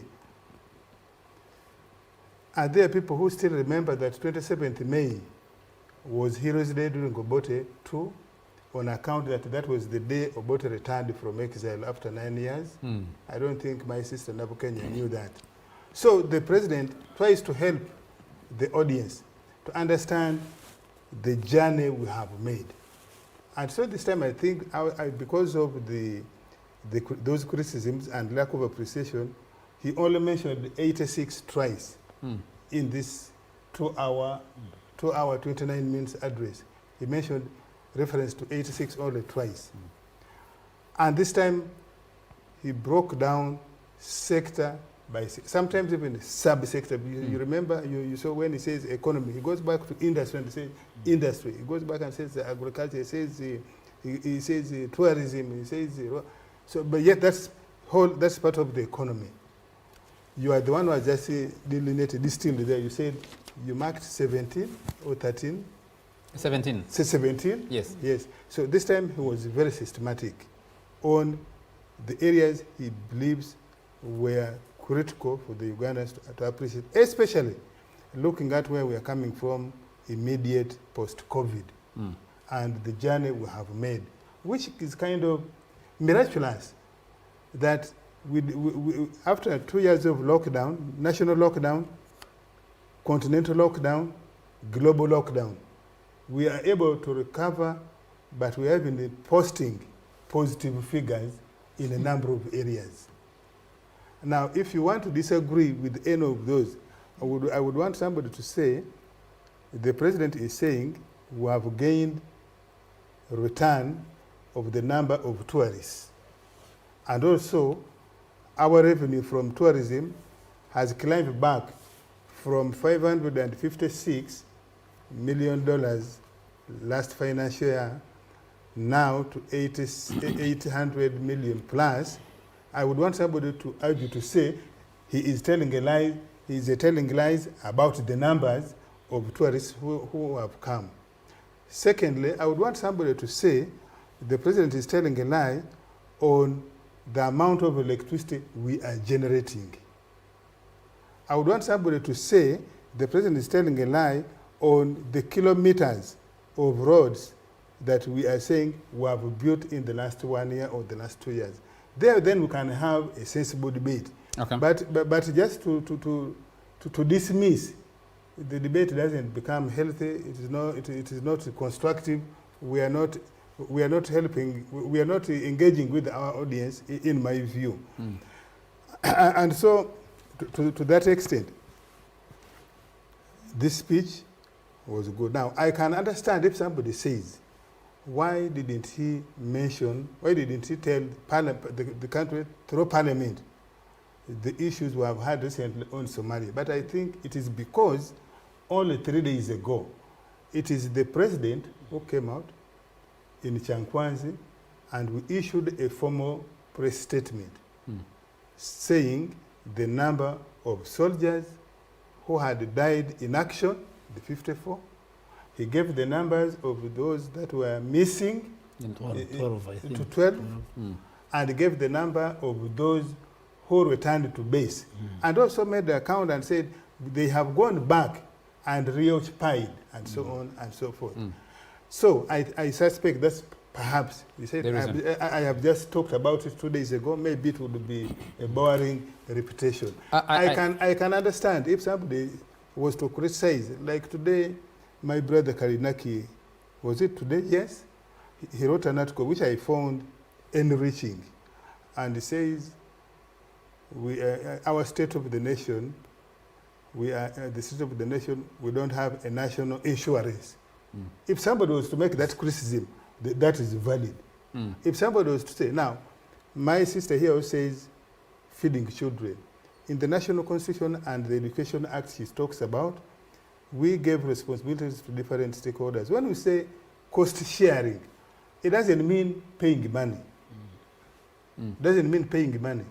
Cost sharing of the parent is the uniform if the school insists on the uniform. Thank you. But even that uniform, in a typical village, for me where I have been doing mobilization in the villages, I'm saying in a typical village, where every child is known, probably a school should not insist so much on the uniform.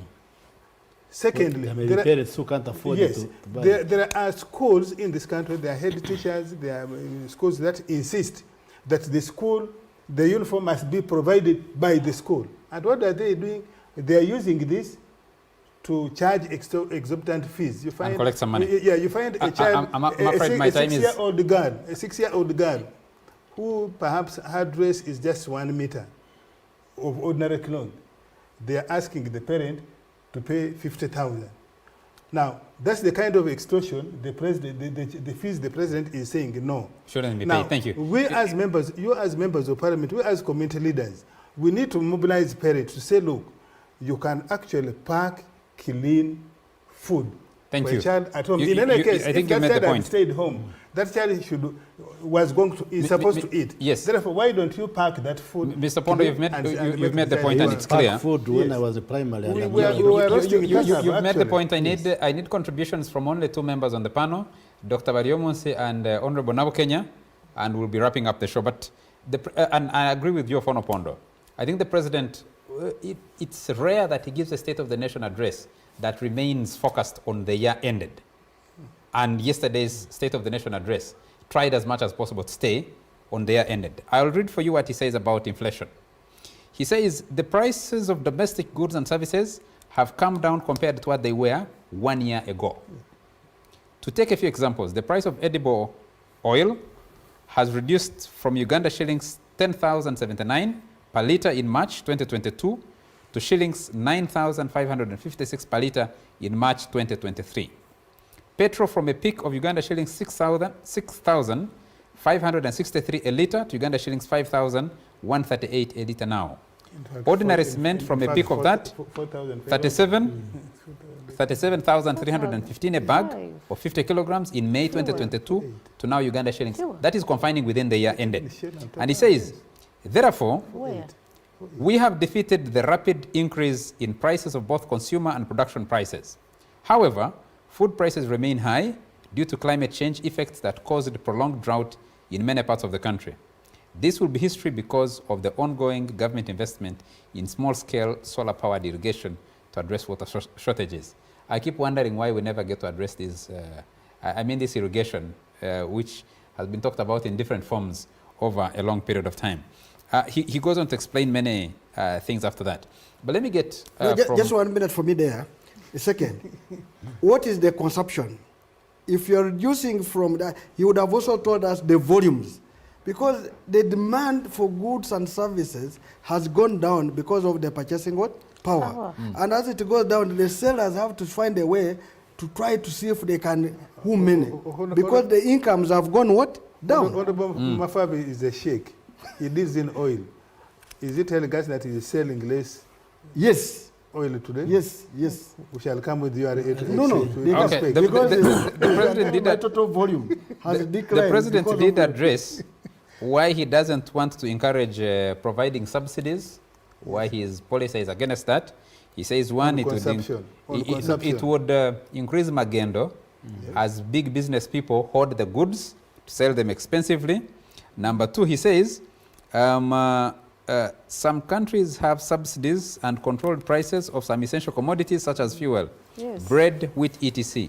We do not believe in subsidizing consumption, such as subsidizing petrol for people to drive to nightclubs. And then he says, you remember our neighbors, two of our big neighbors. I have a few minutes. Let me just read out this as the last one, which I found quite amusing for me. And I invite our listeners to engage with it. He says, if prices are distorted by some non-economic factors such as sanctions by the West on account of the war between Russia and Ukraine, for inputs such as inputs into production, such as fertilizers, it may be logical to look at subsidies. We are studying this. Our policy as government is to allow demand and supply forces to determine prices and incentivize production. However, on the issue of fertilizers, we shall either get a solution to stop the West from interfering with the prices of the fertilizers, or we subsidize. I'm wondering what solution this is going to be. Exactly. Building our own. Building our own. What happened to Tororo? What happened to Tororo? What happened to Tororo? Tororo, the president has been open about it, said the man ran away. They were cheated by our people here, both the Chinese investors who were already here, and our own local politicians. I come from Tororo, I don't want to say names, but they were cheated. And you remember, it came on the eve of COVID as well. Thank you. And the man never returned. The time for Dr. Baryomunsi and Hon.Brenda Nabukenya. I'll not ask more questions. At the end of COVID, when there was inflation, large of it being imported inflation, on whether we should go into subsidies or not. And the government insisted we are going to invest in increasing production here in Uganda rather than going for subsidies. And indeed, you have seen the economy has fairly stabilized. The fears and the worries people had about the skyrocketing fuel prices, the price of soap. And many other items have stabilized or in any case even come down. And inflation has by and large been contained by our economists here in Uganda, the Bank of Uganda. So the decision and position of government was right. I think I would challenge the Honorable Nandara that rather than just criticizing what is presented, If you had alternative figures to say the government is saying this, but from our own assessments, because we fund you as opposition in the parliament to do research, Okay, you're not the leader of government, not the leader of opposition now, but the opposition is funded to do research. But we have an alternative budget and an alternative yes. Because when you say people are poor, yes, but you see, we don't measure poverty using the naked eye. When you say the previous programs have failed, and Andikwa, OWC, NADS, and so forth, you don't just say by word of mouth. What do the figures say? If we say in the early 90s... Would you rather measure with the figures or that person you met in the garden in Kanungu sometime back? This is a scholarly debate, not a Magua debate in the village. So we debate from a scholarly point of view. When you look at poverty figures, and the methodologies are robust, and they are used across, and they are comparable across countries and the continents, you look at the population living below the poverty line. In the early 90s, it was 56%. Today, we speak of 20.3%. The last census which we carried out as a country posted Ugandans in subsistence livelihood at 68%. Now, the recent figures indicate 39%. So would you say those programs fail? That's how we measure. The question is, if when you go to Kanungu, when you go to Kanungu, yes, when he goes to Molanda, when she goes to Luero, when he goes to Dadiri, are those numbers reflective of the reality on the ground? No, you see, again, it's this scholarly. When you talk of absolute figures, the number of people getting poor can even be increasing in terms of numbers because of the population growth rate, which is high. But in terms of proportions, that's why we use the proportions. There is improvement. So we have to address those, but also address Isn't there danger, Honorable Bariomunsi, of aggregating the numbers? You find the richer guys, the Nandala Mafavis, the Honorable Bukenyas and the others, because their money gets spread to cover the people who are not earning. That's the danger with averages, isn't it? Statistics, we say, they are like when your head is in a freezer and your feet are in an oven. Because we're not saying if things are improving that everybody is rich. No. But even when you use the naked eye, is Uganda getting better than how it was 10 years, 20 years?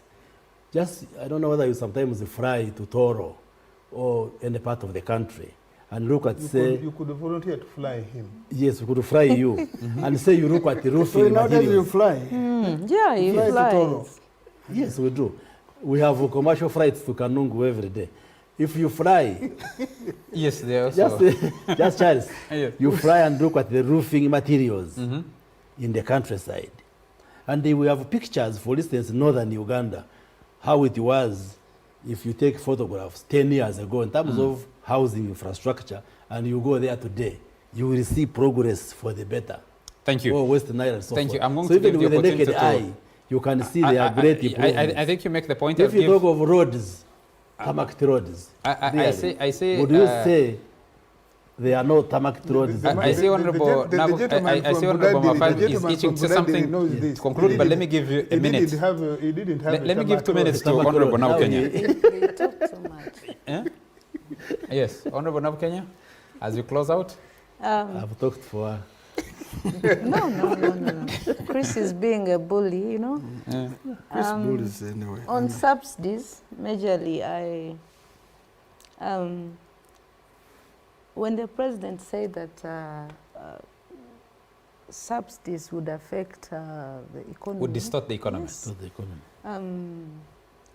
When you borrow from other countries, actually, when we have a economic crisis, they'll look at priority areas because we needed to have more outputs, and I thought at that moment we would consider the local person, the commodity prices, because if you don't regulate or if you don't subsidize, you find that consumers are exploited and they're not able to access. They will not be in the The question is the who economy. benefits actually from the So, subsidy?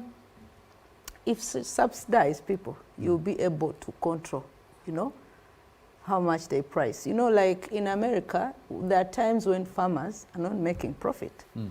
They are affected. Then they will say, we need the farmers in place. We also need our people to access these products. So we need to subsidize. We need to make sure that the products are in market, they are running, everyone is comfortable. But when you say that because I remember the Hon.Brenda Nabukenya in the last budget process, I think Hon.Brenda Nabukenya, you remember, he moved and said that we should reduce on the tax if we can't subsidize on fuel. I think that was 700. So, because our people were crying, the prices were high, and we thought because we didn't actually win, they won, they refused, and we thought maybe this government, because this whole year at the beginning, the economy was not good. So it's not right to say that we'll look at the subsidies in a later, like if we find it wanting, but government should care about its people. In moments when there are economic hardships. The president insists that this is a free market economy where forces of supply the and demand situation stayed the same. I'm afraid and actually, the situation stayed the same, and most people were not even buying. I'm afraid our time is out. We need to get out of here. We can't stretch this further. Agree with this I see Honorable Mafabi wanted to say one last word, but my time is really out. Can I give you 30 seconds? Thank you very much. If in 1986, 87, a kilo of meat was 5,000, now the kilo of meat is 15,000. Yes. It means if you add the 2 zeros, it is 1.5 million. Now it means meat has gone up 300%. What was the exchange rate? No, I'm coming now. No. That's why the accountants who should be the ones who have left the budget of Uganda to non-accountants. That's why they issue it. So now in totality, it shows that the growth rate of where you're saying it has gone by 30%, the president should have said, we have not done well. It should have moved at 300%. 5% of Ugandans control 80% of the wealth of Uganda.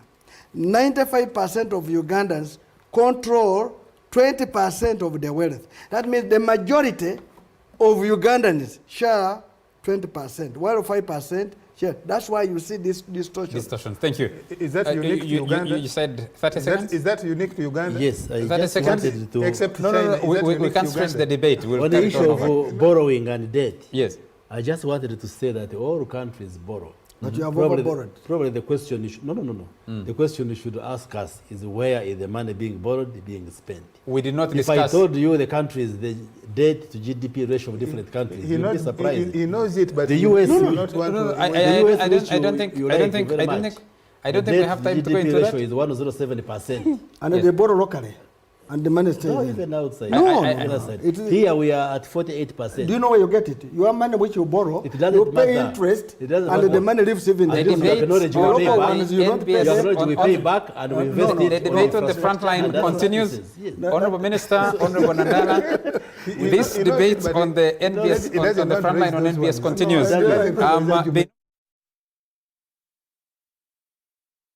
Your message, thank you for watching the show.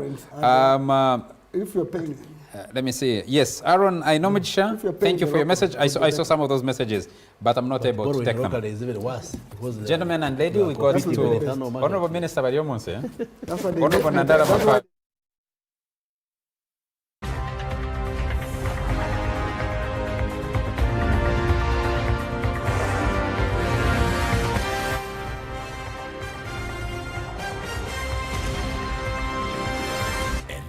Frontline.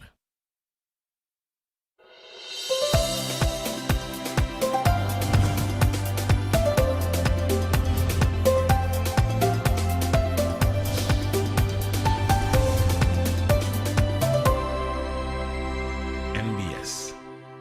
Always. Up next.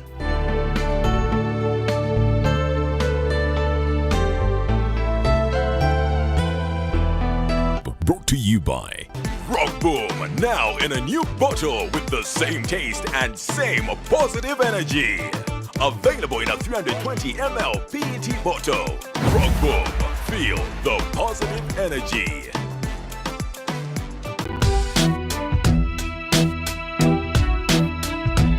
This program is rated PG. Parental guidance is advised.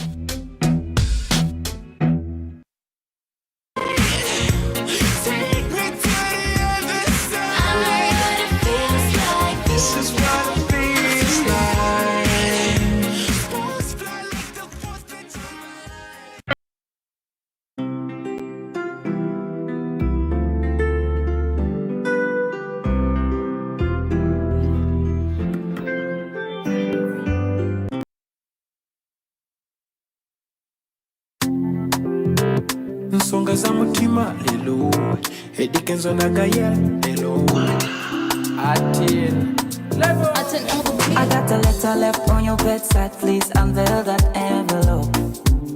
I wonder why you are wild, but you're not an antelope. Yeah, colorful like peacock. Sit down with deep talk. Yeah, only na capital in a stock. Only abani osingane ku TikTok. Lava bade content. I've been so patient. Are you bade content? Are you from another continent?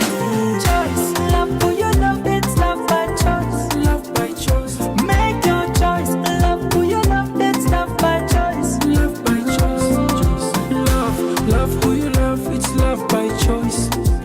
Eba hati issue, omuntu mugezi tebamukolera choice. Sorry where we went wrong. Completely make me strong. Yeah, you wrote my last love song. When you're away, please don't take long. Yeah, ganya na ganya bamuwangazi. Yeah, bamuwangazi. Wakuma toli mubatitizi. Professors like a buffet. They walk with a college like a buffet.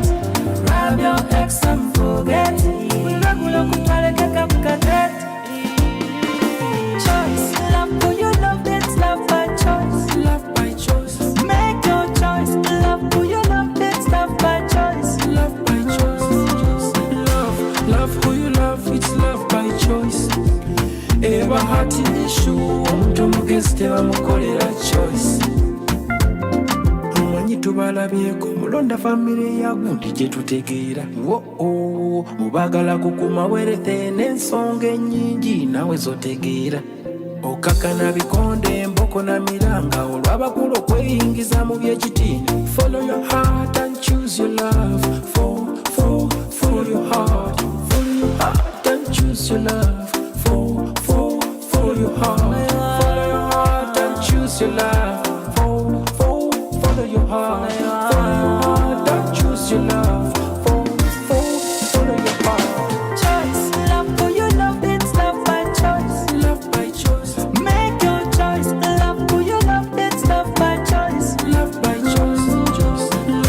Love who you love, it's love by choice. Eba hati issue, omuntu mugezi tebamukolera choice.